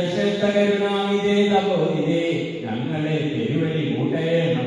ഇപ്പോൾ ഇന്നുനിൽ അയക്കേണം ശിഷ്യരിൽ ചിലരെയും. ഇങ്ങനെ രാമവാക്യമത്രിമാവിനി കേട്ടു പിന്നീടും കൗതൂഹലവും ഉടൻ അരുൾ ചെയ്തു. രാമൻ പറയുന്നത് ജഗത്തായതും നീ, ജഗതാശ്രയവും നീ അല്ലെ. ജഗത്തായത് മുഴുവനും നീയാണ്, എല്ലാം നീ, പരബ്രഹ്മ നീയാണ്, പരനാണ്, പരമ്പരനാണ്. അങ്ങനെയുള്ള രാമൻ ഈ അഭിമർശിയോട് ചോദിക്കുകയാണ്. കാട്ടുകളിൽ വസിക്കുന്ന അഭിമർശിയോട് പറയുകയാണ്, ഞങ്ങൾക്ക് ദണ്ഡകാരണ്യത്തിലേക്ക് പോകാനുള്ള വഴി പറഞ്ഞു തരാൻ വേണ്ടിയിട്ട് ശിഷ്യന്മാരറിയുന്നുണ്ടെങ്കിൽ ഒന്ന് പറഞ്ഞു വിടണേ. അപ്പൊ അതിന് അഭിമർശി ഇങ്ങനെയാണോ ഭരദ്വാജൻ പറഞ്ഞത്, അതേപോലെ തന്നെ അഭിമർശി അതിന് മറുപടി കൊടുക്കുക. നേരുള്ള മാർഗം ഭവാനേവർക്കും കാട്ടിയിടുന്നിൽ ആരുള്ളതോ തവ നേർവഴി കാട്ടിയിടുവാൻ. ഈ സർവപ്രപഞ്ചത്തിന് വഴികാട്ടുന്ന നിനക്ക് ഏത് വഴി കാട്ടാൻ ഇവിടെ ആരാണുള്ളത് എന്ന് മഹർഷി രാമനോട് ചോദിക്കുക. എങ്കിലും ജഗതനു കാര്യാം നിനക്കൊരു സങ്കടം വേണ്ട, വഴി കാട്ടിയിടും ശിഷ്യനല്ല. അങ്ങനെ ചോദിച്ചപ്പോഴല്ല, പക്ഷെ വഴി പറഞ്ഞു കൊടുക്കുകയാണ്. എല്ലാത്തിനും കാരണമുതലായ എല്ലാമായിട്ടുള്ള നിനക്ക് വഴിയുടെ ആവശ്യമില്ല. കാരണം നീയാണ് വഴികാട്ടി. എല്ലാവർക്കും വഴി പറഞ്ഞു കൊടുക്കുന്നവൻ, എല്ലാവർക്കും വഴി ഒരുക്കി കൊടുക്കുന്നവൻ നീയാണല്ലോ. ആ നിനക്കെന്തിനാണ് വഴി എന്ന് അഗ്നിമഹർഷി ആദ്യം ആ ഉള്ളത്തിൽ നിന്ന് പരമാത്മാവ് കണ്ടിട്ട് പറഞ്ഞു. പിന്നീട് ഇവിടെ രാമൻ സാധാരണക്കാരനായിട്ട് വന്നിരിക്കുന്ന വഴിയായി അറിയാതെ ഒരാളെ കണ്ടിരുന്ന അങ്ങോട്ട് പറയും, നേരെ പോയിട്ട് പിന്നെ ഇടത്തോട്ട് പോയിട്ട് വലത്തോട്ട് പോയിട്ട് അങ്ങോട്ട് പോയാൽ നേരെ എവിടെ ഏതെങ്കിലും കാര്യം ചെയ്ത് വീഴും അല്ലെ. പലപ്പോഴും വഴി ചോദിക്കുമ്പോ നമുക്കൊരു ഗുണമില്ല വഴി പറഞ്ഞു കൊടുത്തിട്ട്. പക്ഷെ ആ മനുഷ്യനെ സംബന്ധിച്ച് അവിടെ എത്തുക എന്ന് പറയുന്നത്, ആ ലക്ഷ്യസ്ഥാനത്ത് എത്തുക വളരെ ആവശ്യമായിരിക്കും. എത്രയും പെട്ടെന്ന് അവിടെ എത്തണം. അല്ലെങ്കിൽ തിരിഞ്ഞ് ഒരുപാട് പേരോട് ചോദിക്കും. എനിക്കൊക്കെ അങ്ങനെ ഒരുപാട് അനുഭവങ്ങളുണ്ട്. നേരെ പോയാൽ മതി, അങ്ങോട്ട് പോയാൽ നമ്മൾ അവിടെ ചെയ്യുമ്പോൾ അതല്ല, വഴി മാറി അപ്പുറത്തെ വഴിയാണ്. ഇങ്ങനെയുള്ള അനുഭവം അതല്ല. അദ്ദേഹം പറയുകയാണ്, അഭിമാസ് പറയാണ്, തന്റെ ശിഷ്യന്മാരെ കൂടെ അയക്കാന്ന് പറഞ്ഞാൽ ശിഷ്യന്മാരെ കൂടെ അയച്ചു. എന്തിരുവഴി കഴിഞ്ഞാൽ എഴുന്നള്ളിയിടണമെന്നിಗೆ ശിഷ്യജനമുണ്ടല്ലോ വഴിക്കുമേ. അഭിമാസക്ക് എന്നിട്ട് മതിയായി. ഈ പരമാത്മാവിനോടൊപ്പം കുറച്ച് സമയം നടക്കാൻ പറ്റിയ ആരാണ് അവസരം കളയുക? ശിഷ്യന്മാരെ മുന്നിൽ വിട്ടു വഴി കാട്ടിവിട്ട്. ഏറ്റവും വലിയ അഗ്നിമഹർഷി, ഇത്രയും പ്രായമുള്ള ആ ബുദ്ധനായിട്ടുള്ള മധ്യവയോധികനായിട്ടുള്ള അഗ്നിമഹർഷി പിന്നാലെ നടന്നപ്പോൾ രാമൻ വളരെ എഴുതിയോടെ വിനയത്തോടെ പറഞ്ഞു, വേണ്ട, അന്ന് അസത്തിലേക്ക് ഇരിക്കുന്ന ശിഷ്യന്മാരുണ്ടല്ലോ പറഞ്ഞ് അങ്ങനെ അയച്ചു. അവർ വഴി കാട്ടിക്കൊടുത്തു. അതിനുശേഷം ശിഷ്യന്മാരി എന്ന് ആ കഥയെല്ലാം അഗ്നിമഹർഷിയോട് പറഞ്ഞു. ഇന്നത്തെ ചോദ്യം നമ്മൾ ചോദിച്ചില്ല. ഭരദ്വാജ ആശ്രമത്തിൽ എത്തിയ ശേഷം രാമൻ സന്ദർശിക്കുകയും താമസിക്കുകയും ചെയ്തത് ആരുടെ ആശ്രമത്തിലല്ല? ഇന്നത്തെ ചോദ്യം ഇതാണ്. ഭരദ്വാജ ആശ്രമത്തിന് ശേഷം താമസിച്ച ശേഷം രാമന്റെ യാത്രയ്ക്കിടെ കണ്ട അല്ലെങ്കിൽ സന്ദർശിച്ച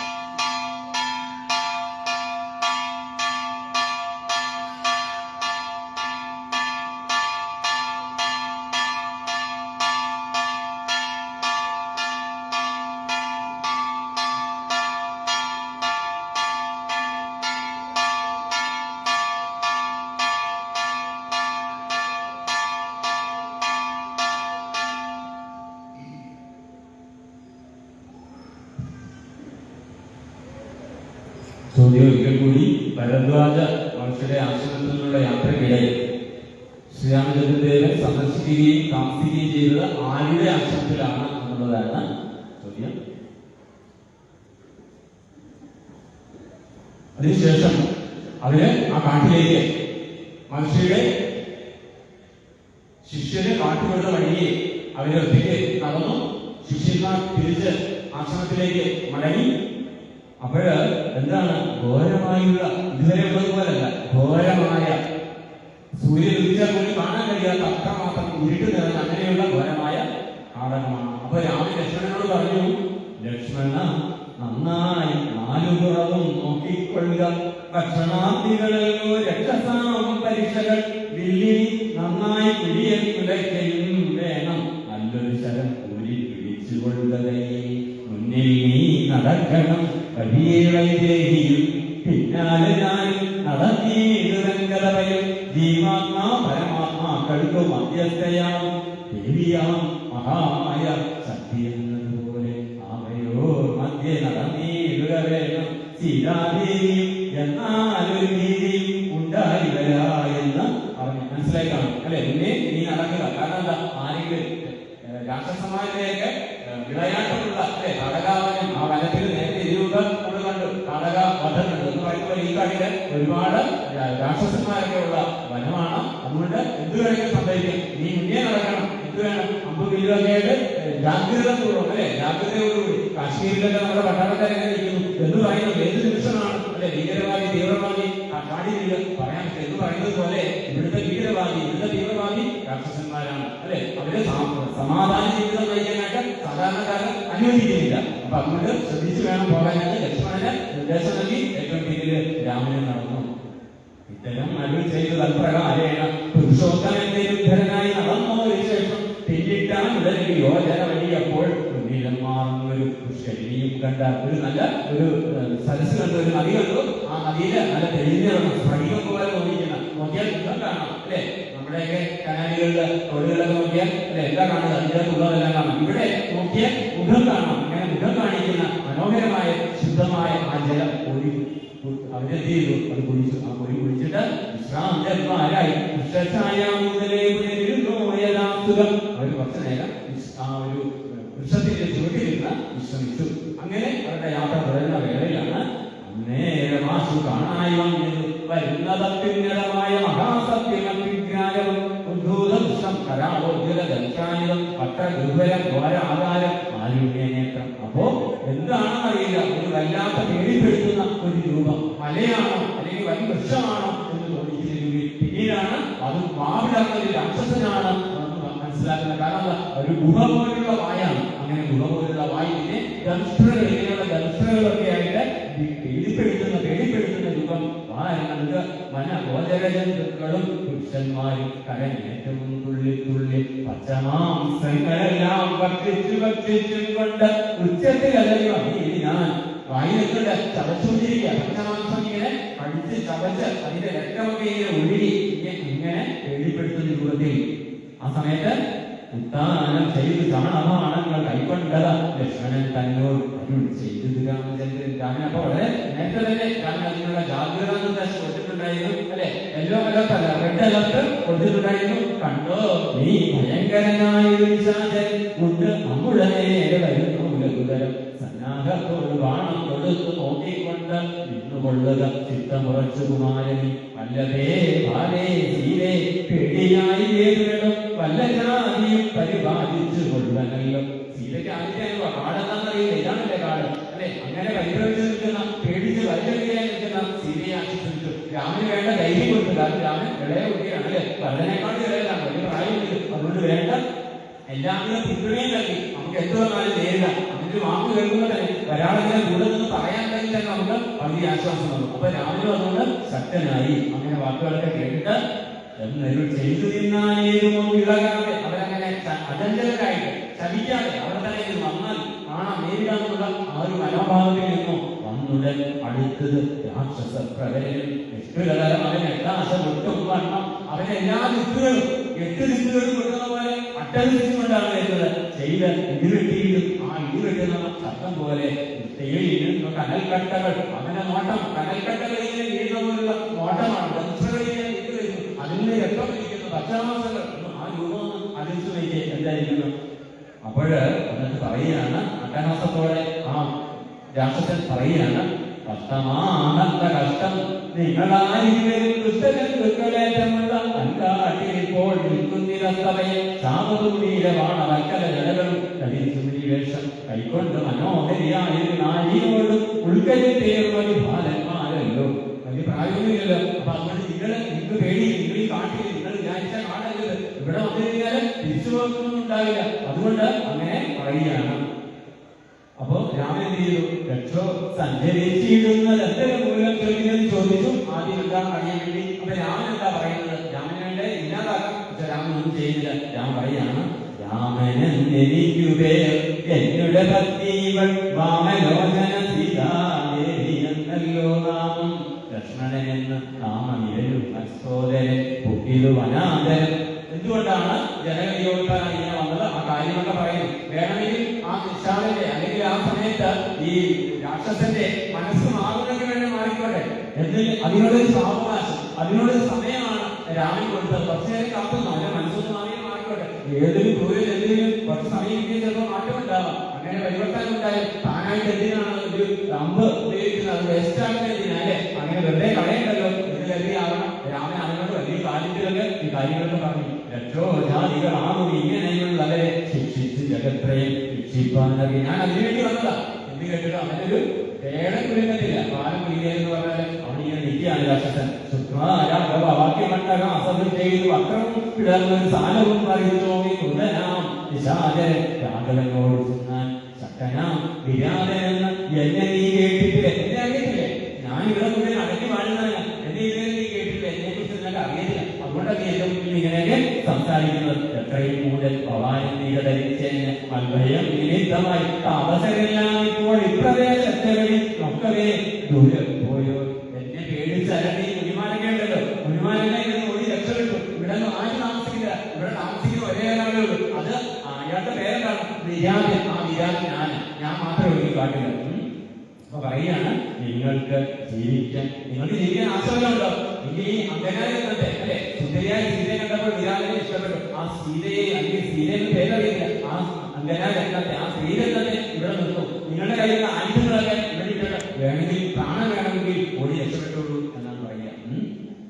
പിന്നീട് എങ്ങാനും ഓടിപ്പോയിപ്പോൾ പിന്നീടും വിശപ്പടക്കിടുവാൻ ഭഗവാന്മാരെ വല്ലാത്ത വിശപ്പായിരിക്കും.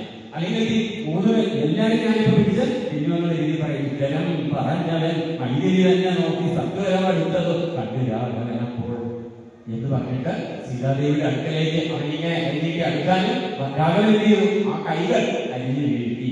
അസ്തങ്ങളെടുത്തപ്പോൾ കുത്തിച്ചു രാമം പ്രതി വക്രവും പിളർന്നതി സത്വരം അത്തഞ്ചരൻ അടുക്കാനും നേരം വായുകിളർന്ന് ഇപ്പം പിന്നെ ഞാൻ വിഴുങ്ങിക്കളയും എന്നുള്ള ഭാവത്തിലേക്ക് വന്നപ്പോ എന്താ ചെയ്തത്? അസ്ത്രങ്ങൾ കൊണ്ട് കണ്ടിച്ചീടി ഞാൻ പാതകൾ. ആദ്യമല്ലേ ചൊല്ലിക്കൊടുക്കല്ലേ? ആദ്യം ചൊല്ലുക, ചോറ് കൊടുക്കാൻ ചൊല്ലിക്കൊടുക്കാൻ, പിന്നെ അതോടൊപ്പം തന്നെ അതിനുശേഷമാണ് ഇത് കൊടുക്കുക, തല്ലു കൊടുക്കേണ്ട. ആദ്യം പറഞ്ഞു കേട്ടില്ല. എന്നാ പിന്നെ അവന്റെ കൈ കളഞ്ഞു. എന്നിട്ടും അവൻ സമ്മതിക്കുന്നില്ല. പിന്നെ അവന്റെ കാലി കളഞ്ഞു. എന്നിട്ടോ ോടവൻ പിന്നെയും അടുത്തപ്പോൾ ഉത്തമാംഗവും അവസാനം വരെ രാമൻ നോക്കി. ഇത്തിരിയും അവന് കുറവുണ്ടാവും അഹങ്കാരം. ഒരു കുറവുമില്ല. കൈ പോയിട്ട് കുറവില്ല, കാല് പോയിട്ട് കുറവില്ല. അവന്റെ ശിരസർത്ത് മാറ്റി. അപ്പോഴാണ് സംഭവിച്ചത് എന്താണ്? ആ സമയത്ത് നൃത്തവും തുടങ്ങിയാൽ അപ്സര സ്ത്രീകളെല്ലാം അത്യുച്ചം പ്രയോഗിച്ച് ദേവദുന്തിരിയും വലിയ മോശത്തോടെ അപ്സര സ്ത്രീകൾ നൃത്തമാടാൻ തുടങ്ങി. കാരണം എന്താ? അന്നേരം വിരാജനുള്ളിൽ നിന്നുണ്ടായിരുന്നു കന്യരൂപനെ കാണാൻ ആകാശമാകെ ആകാശത്തിലേക്ക് ഉയർന്ന ഒരു മനോഹര രൂപത്തെ കാണാൻ കഴിയും. എവിടെ നിന്ന്? ആ വിരാജൻ എന്ന രാക്ഷസന്റെ ശരീരത്തിൽ നിന്ന് സ്വർണഭൂഷണം പൂണ്ട് സൂര്യസന്നിപകാന്തിയ സുന്ദര ശരീരനായി നിർമ്മലാംബരത്തോടും രാഗവും പ്രണതാതിഹാരിണം ഗണാകരൻ രാഗേതമുഖം ഭവജനം ഭയകരൻ ഇന്ദിരാരണം ഇന്ദീരവരശ്യാമം ഇന്ദ്രാദിരുദ്രാരകം വൃന്ദമന്ദിരവനം സുന്ദരം സുകുമാരം സുഗുജനോ മനോ മന്ദിരം രാമചന്ദ്രൻ ജഗന്നാമതിരാമൻ വന്ദിച്ചു രണ്ട് നമസ്കാരം. ഇങ്ങനെയൊക്കെയുള്ള രാമനെ എല്ലാവരും ഇന്നലെ പറഞ്ഞു. എവിടെയാണ് രാമൻ വസിക്കാനുള്ള ഇടവേലാണ്?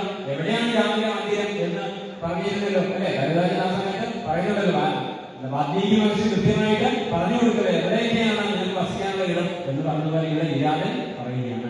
ആ സമയത്ത് വിരാടന്റെ സ്തുതിയുണ്ട്. നമ്മുടെ രാമായണം തുടങ്ങിയപ്പോൾ ആദ്യം ഒരു സ്തുതി കേട്ടു അല്ലെ? ആരുടെ സ്തുതിയാണ് ആദ്യം കേട്ടത്? ഭഗവാനെ പ്രതിഷ്ഠപ്പെടുത്താൻ വേണ്ടിയിട്ട് ആരായിരുന്നു? ബ്രഹ്മസ്തുതി ആദ്യം കേട്ടു. രണ്ടാമത് ഭഗവാനെ കണ്ടപ്പോൾ കൗസല്യാദേവി സ്തുതിച്ചു. പിന്നീട് ഭക്ഷണം ചെയ്തപ്പോൾ അഹല്യാദേവി സ്തുതിച്ചു. ഇപ്പോഴിതാ വിരാടൻ സ്തുതി. രാമായണത്തിലെ പ്രധാനപ്പെട്ട സ്തുതികളാണ്.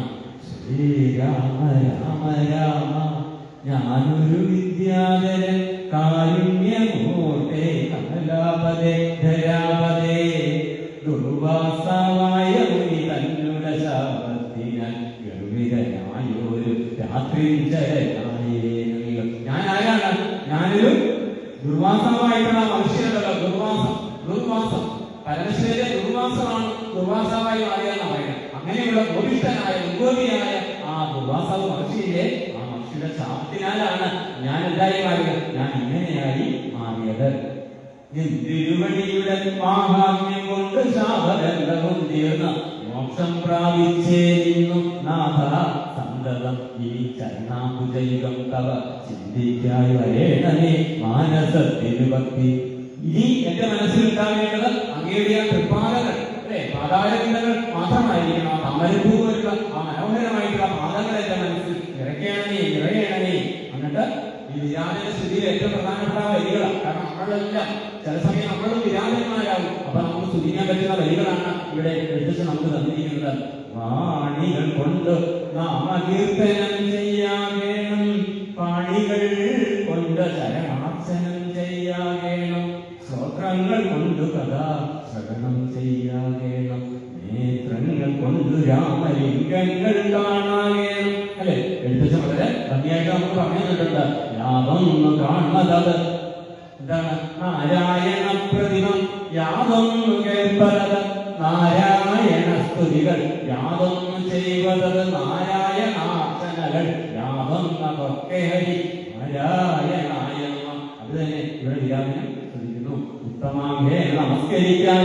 അപ്പോ എന്റെ വാക്ക് എന്തിനാവണം? എന്റെ കൈകൾ എന്തിനാവണം? എന്റെ കണ്ണെന്തിനാവണം? ഞാൻ തന്നെ പൂർണ്ണമായിട്ട് എന്തിനാവണം? അത് അങ്ങേക്ക് വേണ്ടിയാവണമെന്ന് അഭിരാമം ശ്രദ്ധിക്കുക. ഉത്തമാംഗേ നമസ്കരിക്കാനും അങ്ങേ എന്റെ ശിരസ് എന്നും എവിടെയും അങ്ങയുടെ പാദങ്ങൾ നമസ്കരിക്കാൻ അറിയണമേ. ഉത്തമ ഭക്തന്മാർക്ക് ഭൃത്യനായി വരയണമേ. ഞാൻ സേവകനായി, നല്ല ഭക്തന്മാരുടെ സേവകനായി എന്നെ മാറ്റണമേ.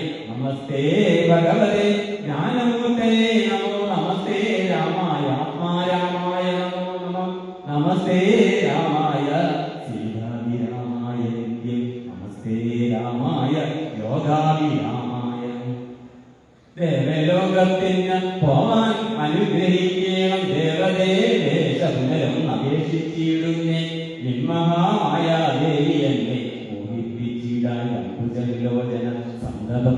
ഇനി ഇങ്ങനെയുള്ള മായയാവുന്ന ആ കുരുക്കിൽപ്പെട്ട എന്നെ കുരുക്കരുതേ എന്നുള്ള പ്രാർത്ഥന നടത്തി ഇങ്ങനെ വിജ്ഞാനിതനാകിയ രഘുനാഥൻ അങ്ങനെ തന്നെയെന്ന് കൊടുത്തു. അതെല്ലാം കേട്ട് മനസ്സിലാക്കിയിട്ട് രാമൻ പറഞ്ഞു അങ്ങനെ തന്നെ ആവട്ടെ, യാതൊരു വ്യത്യാസം വെട്ടിക്കുറകിൽ തിരിച്ചൊന്നുമില്ല, പറഞ്ഞതുപോലെ തന്നെ വരട്ടെ എന്ന് അന്വേഷിച്ചു. മുക്തനെന്നീയെ കണ്ടു വിട്ടുകയില്ല എന്നെ, ഭക്തിയുണ്ടായാൽ മുക്തിയും ലഭിച്ചിടും. എന്നെ കിട്ടണമെന്നുണ്ടെങ്കിൽ, ഈശ്വരനെ കിട്ടണമെങ്കിൽ എന്ത് വേണം? അവന്റെ മനസ്സ് ശുദ്ധമാകണം. അങ്ങനെ ശുദ്ധമായി ഭക്തി ഉണ്ടാകുമ്പോൾ മാത്രമേ ഭക്തി ഉണ്ടായാലും മുക്തി ലഭിക്കും എന്ന് പറഞ്ഞ് ഭഗവാൻ എന്നോട് പറഞ്ഞു. രാമനോടനുഷ്ഠയും കൈക്കൊണ്ട് വിദ്യാധരൻ കമലാഭേന പോയി നാഗലോകത്തിൽ സ്വർഗലോകത്തിലേക്ക് ഇക്കഥ ചൊല്ലി സ്തുതി ചെയ്യുന്ന പുരുഷന് ദുഷ്കൃതമകന്നു മോക്ഷത്തെയും പ്രാപിച്ചിട.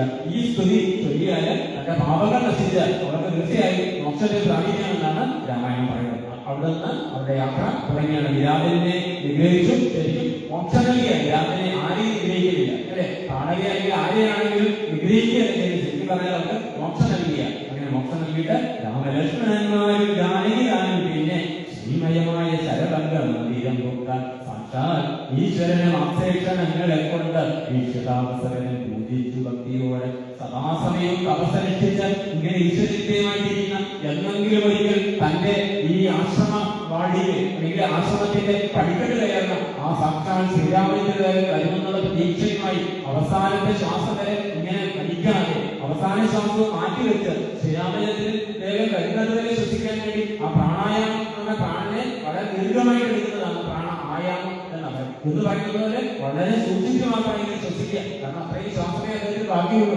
അങ്ങനെയുള്ള ശരവന്റെ ആശ്രമത്തിലേക്കാണ് പിന്നീട് ശ്രീരാമചന്ദ്രൻ എത്തിയത്. എന്നിട്ട് അദ്ദേഹം പറയും, ഞാൻ എത്ര നാളായി ഇതിനെ കാത്തിരിക്കുകയാണ് എന്ന് പറയുകയാണ്.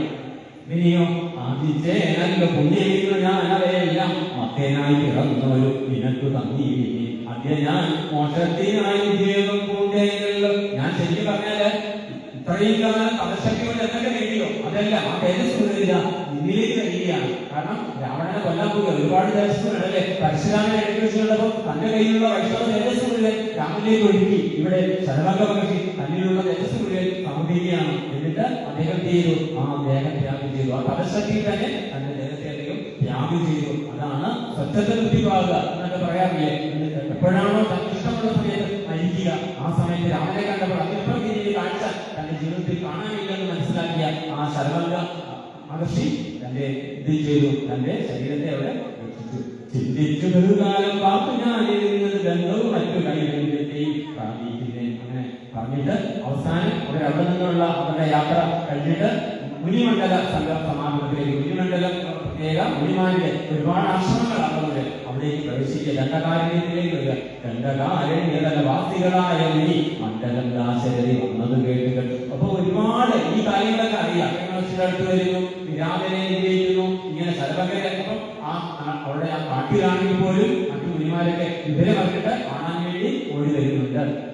കുണ്ടലി അക്ഷൻ തന്നെ കാണാനായി വന്നിരുന്ന രാമലക്ഷ്മണന്മാരും ജാനകീദേവിതായും മാമിനിമാരെ വീണ്ടും നമസ്കാരവും ചെയ്ത. വീണ്ടും നമസ്കരിക്കുക, നിന്റെ വീട്ടിൽ തന്നെ വീഴുക, ദണ്ഡ നമസ്കാരം എന്ന് പറയുക. അത് നമ്മളിങ്ങനെ പ്രയാസപ്പെട്ട് കഷ്ടിച്ച് അതല്ല, അവിടെ നിന്റെ വീട്ടിൽ തന്നെ വീണ്ടും നമസ്കരിക്കുക. ശരിക്കും സാഷ്ടാംഗ പ്രണാമം ചെയ്യുക. അങ്ങനെ ചെയ്തിട്ട് താമസന്മാരും ആശീർവാദം ചെയ്തവர்களോട് ഭഗവാനന്ദ വിമർശന്മാരാൽ ചെയ്ത നിങ്ങളുടെ തത്വം ഞങ്ങളിരിക്കുന്നു പന്നോ തമതല്ലേ പള്ളി കൊള്ളുന്ന ഭവൻ. അവരിങ്ങനെ രാമനെ കുറിച്ചുള്ള എന്താ പറയണ്ടേ, അവിടെ ശയിക്കുന്ന അല്ലെ അതിന്റെ ഉള്ളില് ശയിക്കുന്ന അതിനെ കുറിച്ച് പറയുക. അങ്ങനെയൊക്കെയുള്ള വിശേഷങ്ങൾ പറയുക. ദാദാ ഭക്തിക്ക് മൂലം ഭൂമാനം കളവാന് ജാതനായി മാർത്താണ്ഡകുലം സൂര്യവംശത്തിൽ നീ എന്തിനാണ് പിറന്നത്, നിന്റെ കൂടെയുള്ള ലക്ഷ്മണൻ ആരാണ്, ആദിശേഷൻ, ആ കാര്യങ്ങളൊക്കെ നമുക്കറിയാം. അതെല്ലാം അവര് പറഞ്ഞുകൊണ്ടിരിക്കുകയാണ്. സമയത്ത് നോക്കുമ്പോ അതിങ്ങനെ അവസാനം നോക്കുമ്പോ കാണാം ഒരു വലിയ ഒരു കുന്ന്. രാമൻ വിചാരിച്ചു അതൊരു വലിയ കുന്നാണെന്നാണ് വിചാരിച്ചത്. പിന്നെ നോക്കിയപ്പോഴാണ് അത് മനുഷ്യരുടെ അസ്ഥികള്, തലയോട്ടികള്, അതൊക്കെ ഒരു കുഞ്ഞിന്റെ രൂപം പ്രാപിച്ചിരിക്കുന്നു.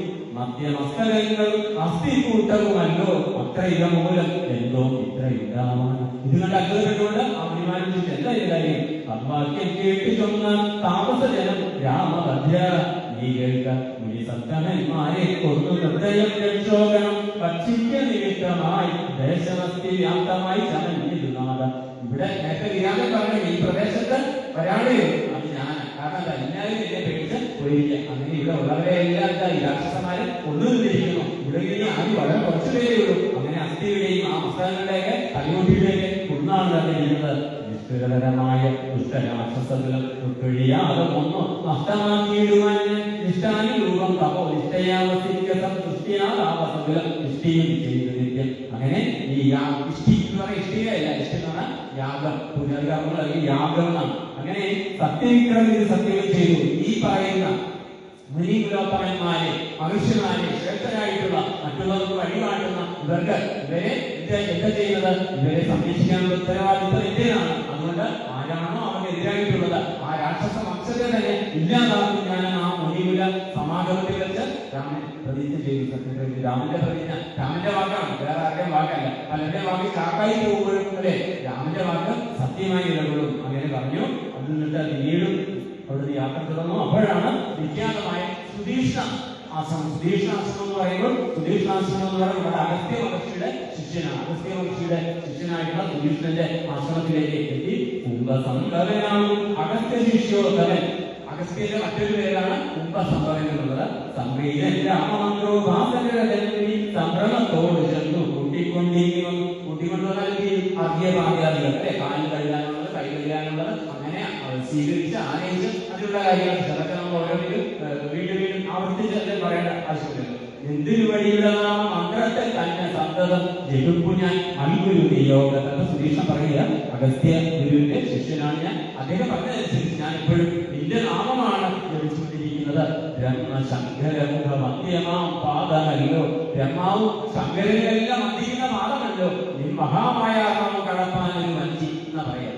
ഈ ലോകത്തിനെ അല്ലെ, ഈ ലോകത്തെ എല്ലാവരും ഒഴുകുന്ന ആ ഒരു സംസാര സാഗരമുണ്ടല്ലോ, മഹാമായ അർണമുണ്ടല്ലോ, സമുദ്രമുണ്ടല്ലോ, അത് കടക്കാനുള്ള ഏക വഞ്ചി എന്ന് പറയുന്നത്, എന്താ കടത്തുവഞ്ചി എന്ന് പറയുന്നത് നിന്റെ പാദമാണല്ലോ. അതുകൊണ്ടാണല്ലോ ബ്രഹ്മാവും ശങ്കരനൊക്കെ സദാ സ്മരിച്ചുകൊണ്ടിരിക്കുന്നത്.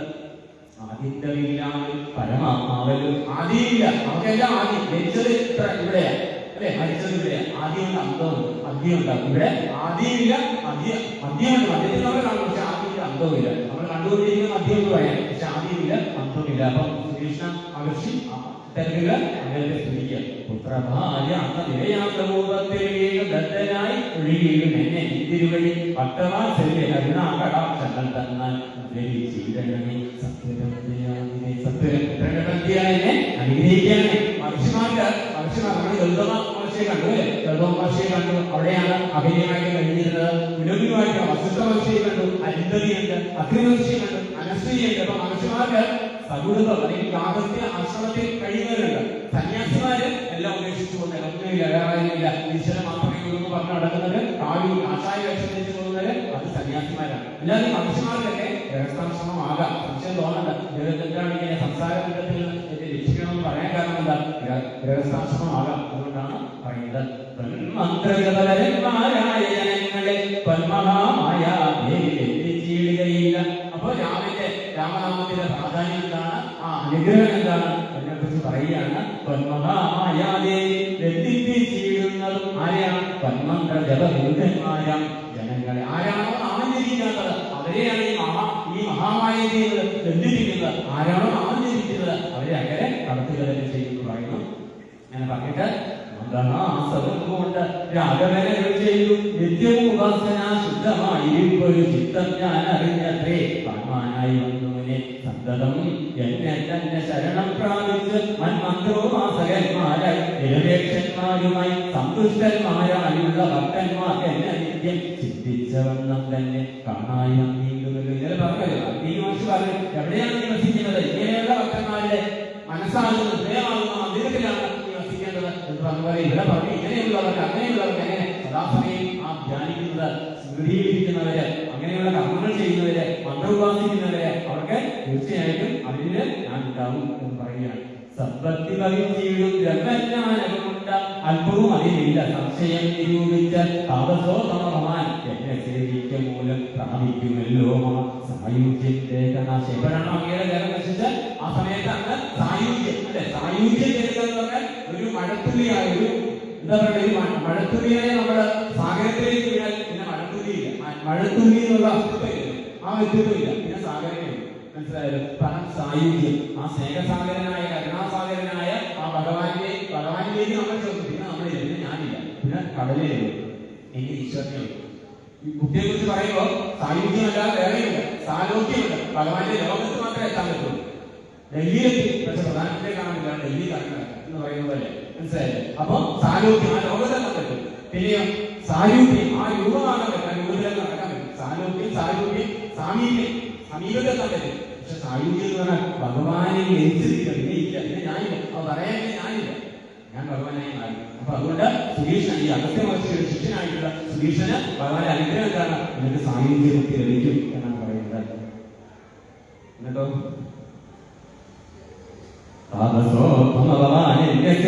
മൂലം പ്രാപിക്കുമല്ലോ സായുജ്യം ദേഹനാശി ഉദ്ധരാഗ്രഹം തമാചാരിനാം അഗസ്ത്യനെ കണ്ട് വന്ദിച്ചുകൊള്ളുവാൻ എന്നതിനാവും സാക്ഷാൽ പരബ്രഹ്മം അല്ലെ, ആ പരബ്രഹ്മമായ രാമനെന്ന് പറയുകയാണ്. എന്താ പറയുന്നത്, രാമനെന്ന് പറയുകയാണ് അങ്ങയുടെ ഗുരുനാഥനായ ഉപസംഭവനായ അഗസ്ത്യ മഹർഷി ഉണ്ടല്ലോ, ആ മഹർഷിയെ കാണുമെന്ന് വളരെ വലിയ ആഗ്രഹമുണ്ട്. ആലോചിച്ച് അല്ലെ, ആ പരമാത്മാവിന്റെ ആ ഒരു വിനയവും എളിമയും ഒക്കെ നമ്മള് മനസ്സിലാക്കണം. അയാളാണ് ഞാൻ അങ്ങോട്ട് പോയി കാണട്ടെ, ഞാനൊക്കെ വീട്ടിലേക്ക് വരട്ടെ അല്ലെ, നമ്മളങ്ങനെ എന്റെ ഞാൻ ഇരിക്കുന്നത് വരട്ടെ, എന്നിട്ട് വേണേ കാണാം.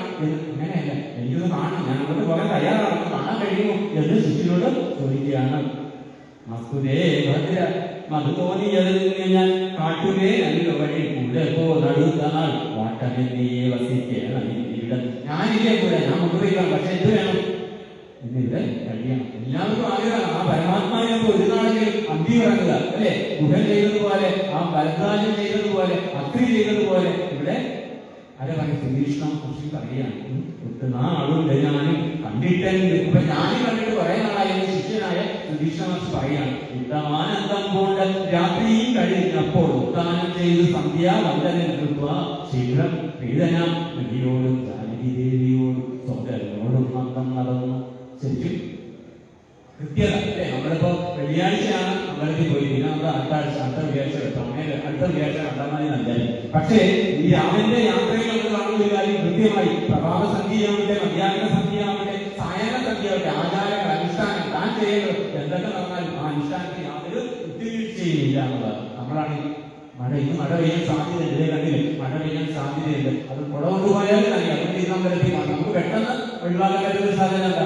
അമ്പലത്തിലേക്കുള്ള യാത്ര ഒഴിവാക്കുക, ക്ഷേത്ര സന്ദർശനം ഒഴിവാക്കുക എന്നുള്ളത്. നമ്മളെപ്പോഴും അങ്ങനെയാണ്. ഇവിടെ രാമന് കാട്ടിലായാലും വീട്ടിലായാലും നാട്ടിലായാലും തന്റെ ആദായ അനുഷ്ഠാനങ്ങളിൽ കുറച്ചു നിൽക്കുന്നവനാണെന്ന് രാമായണം നമ്മെ പഠിപ്പിക്കുകയാണ്.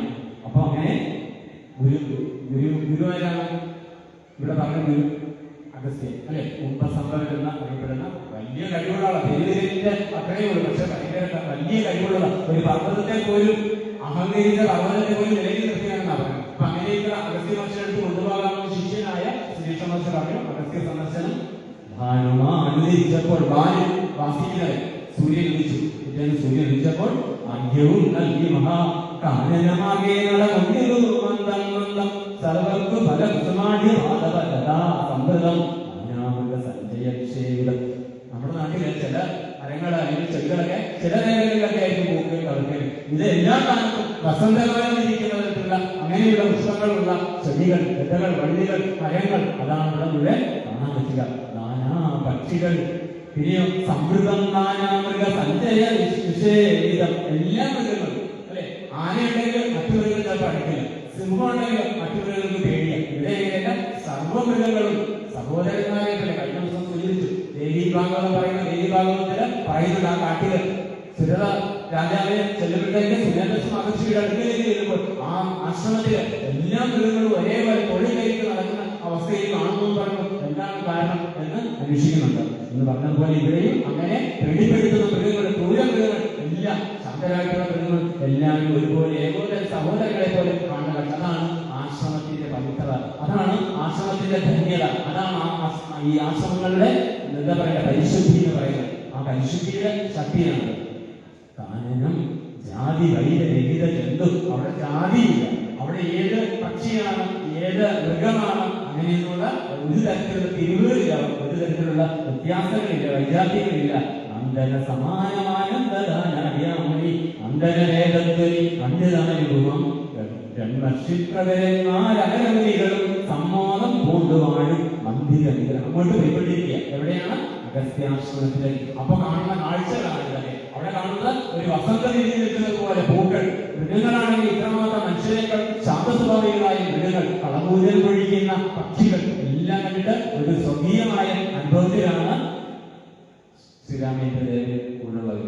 സമ്മോദം കൂടുവാഴും മന്ദിര നികരങ്ങൾ സംഖ്യയില്ലാതോളം ഓരോരോ തരം നല്ല സംഖ്യാവസ്തുക്കളുമുണ്ട് ഇല്ലാതവണ്ണം ബ്രഹ്മലോകം ഇതിനോട് നേരില്ലെന്നവത്രേ ബ്രഹ്മജ്ഞന്മാരായുള്ളൂ ചൊല്ലുന്നു കാണുന്നു. ഇത് കണ്ടു കഴിഞ്ഞാല് ബ്രഹ്മാവിന്റെ ലോകത്തിൽ എന്നാൽ ഇതിന്റെ അടുത്ത് പറയാനില്ല എന്നാ പറയാം. അതിനേക്കാൾ ശ്രേഷ്ഠമാണ് എന്ന് ഇവർ പറയുന്നു. ആശ്ചര്യം ഓരോ നീവ കണ്ടുകണ്ടവരും ജന്മാശ്രമത്തിന് പുറപ്പെടുത്തു സുഖദേശേ വിശ്രമിച്ചനന്തരമായി വിശ്വനായ ശ്രീകൃഷ്ണൻ തന്നോട് ഇനിയിപ്പോൾ വേഗേന ചെന്നു. ഞാൻ എത്തിയിട്ടുണ്ട്, സീതയുണ്ട്, ലക്ഷ്മണനുണ്ട് എന്നുള്ള കാര്യം അഗസ്ത്യമഹർഷിയോട് പറയണം എന്നുള്ള കാര്യം ചിന്തിച്ചു. ജാനകിയോടും രാഘവായ ലക്ഷ്മണനോടും കാനനദ്വാരേ വസിച്ചിടുന്നത് വാശ്രമം ശ്രുത്വാ രാമോക്തം സുരീഷ്ടൻ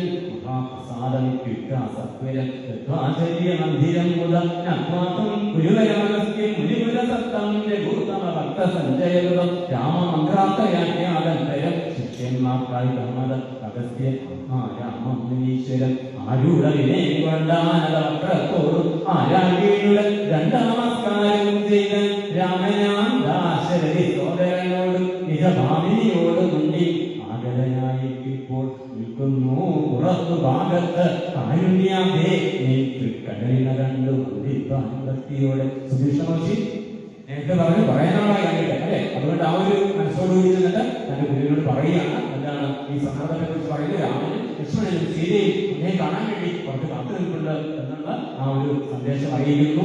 മുമ്പേ നഗരക്കാമിൽ ത്രികാലങ്ങൾ കടന്നവരാണ് തപസ്സികൾ അല്ലെ. ത്രികാലങ്ങൾ നടക്കുന്ന അറിയുന്നവരാണ്. അങ്ങനെയുള്ള മഹർഷികളൊന്നും പറയേണ്ട ആവശ്യമില്ല. ഭരദ്വാജന്റെ അവസ്ഥ പതിയിലെ അവസ്ഥയൊക്കെ നമ്മൾ കണ്ടു എന്ന് പറയുന്ന പോലെ തന്നെ ഇവിടെയും എന്താണ് മുമ്പേ തൻ നഗർക്കാമ്പിൽ കണ്ടറിഞ്ഞിരിക്കുന്നു കുംഭസംഭരൻ പുനരെങ്കിലും അരുൾ ചെയ്ത ഭദ്രന്റെ രഘുനാഥമാനയ ക്ഷിപ്രം രാമഭദ്രനെ സ്ഥിതം ഭക്തവത്സലം ദേവം പാതിരുന്നിടുന്നു ഞാൻ എത്ര നാളുണ്ട് കാണാൻ പ്രാപിച്ചു സദാകാലം ധ്യാനിച്ചു രാമരൂപം രാമരാമേരി രാമമന്ത്രവും ജലിച്ചതി കോമളം അനേക ശ്യാമളം കൈനാശം മനോഹരമായ അല്ലെ കൈനാശ താമരക്കണ്ണൻ അല്ലെ. ആ താമരയുടെ മനോഹരമായ ഇലകളോട് അല്ലെങ്കിൽ അതിന്റെ ആ നിറത്തിനോട് സാമ്യമുള്ള ആ കണ്ണിനോട് കൂടി അങ്ങനെ ആ ഒരു വിശേഷണങ്ങൾ പറയുകയാണ്.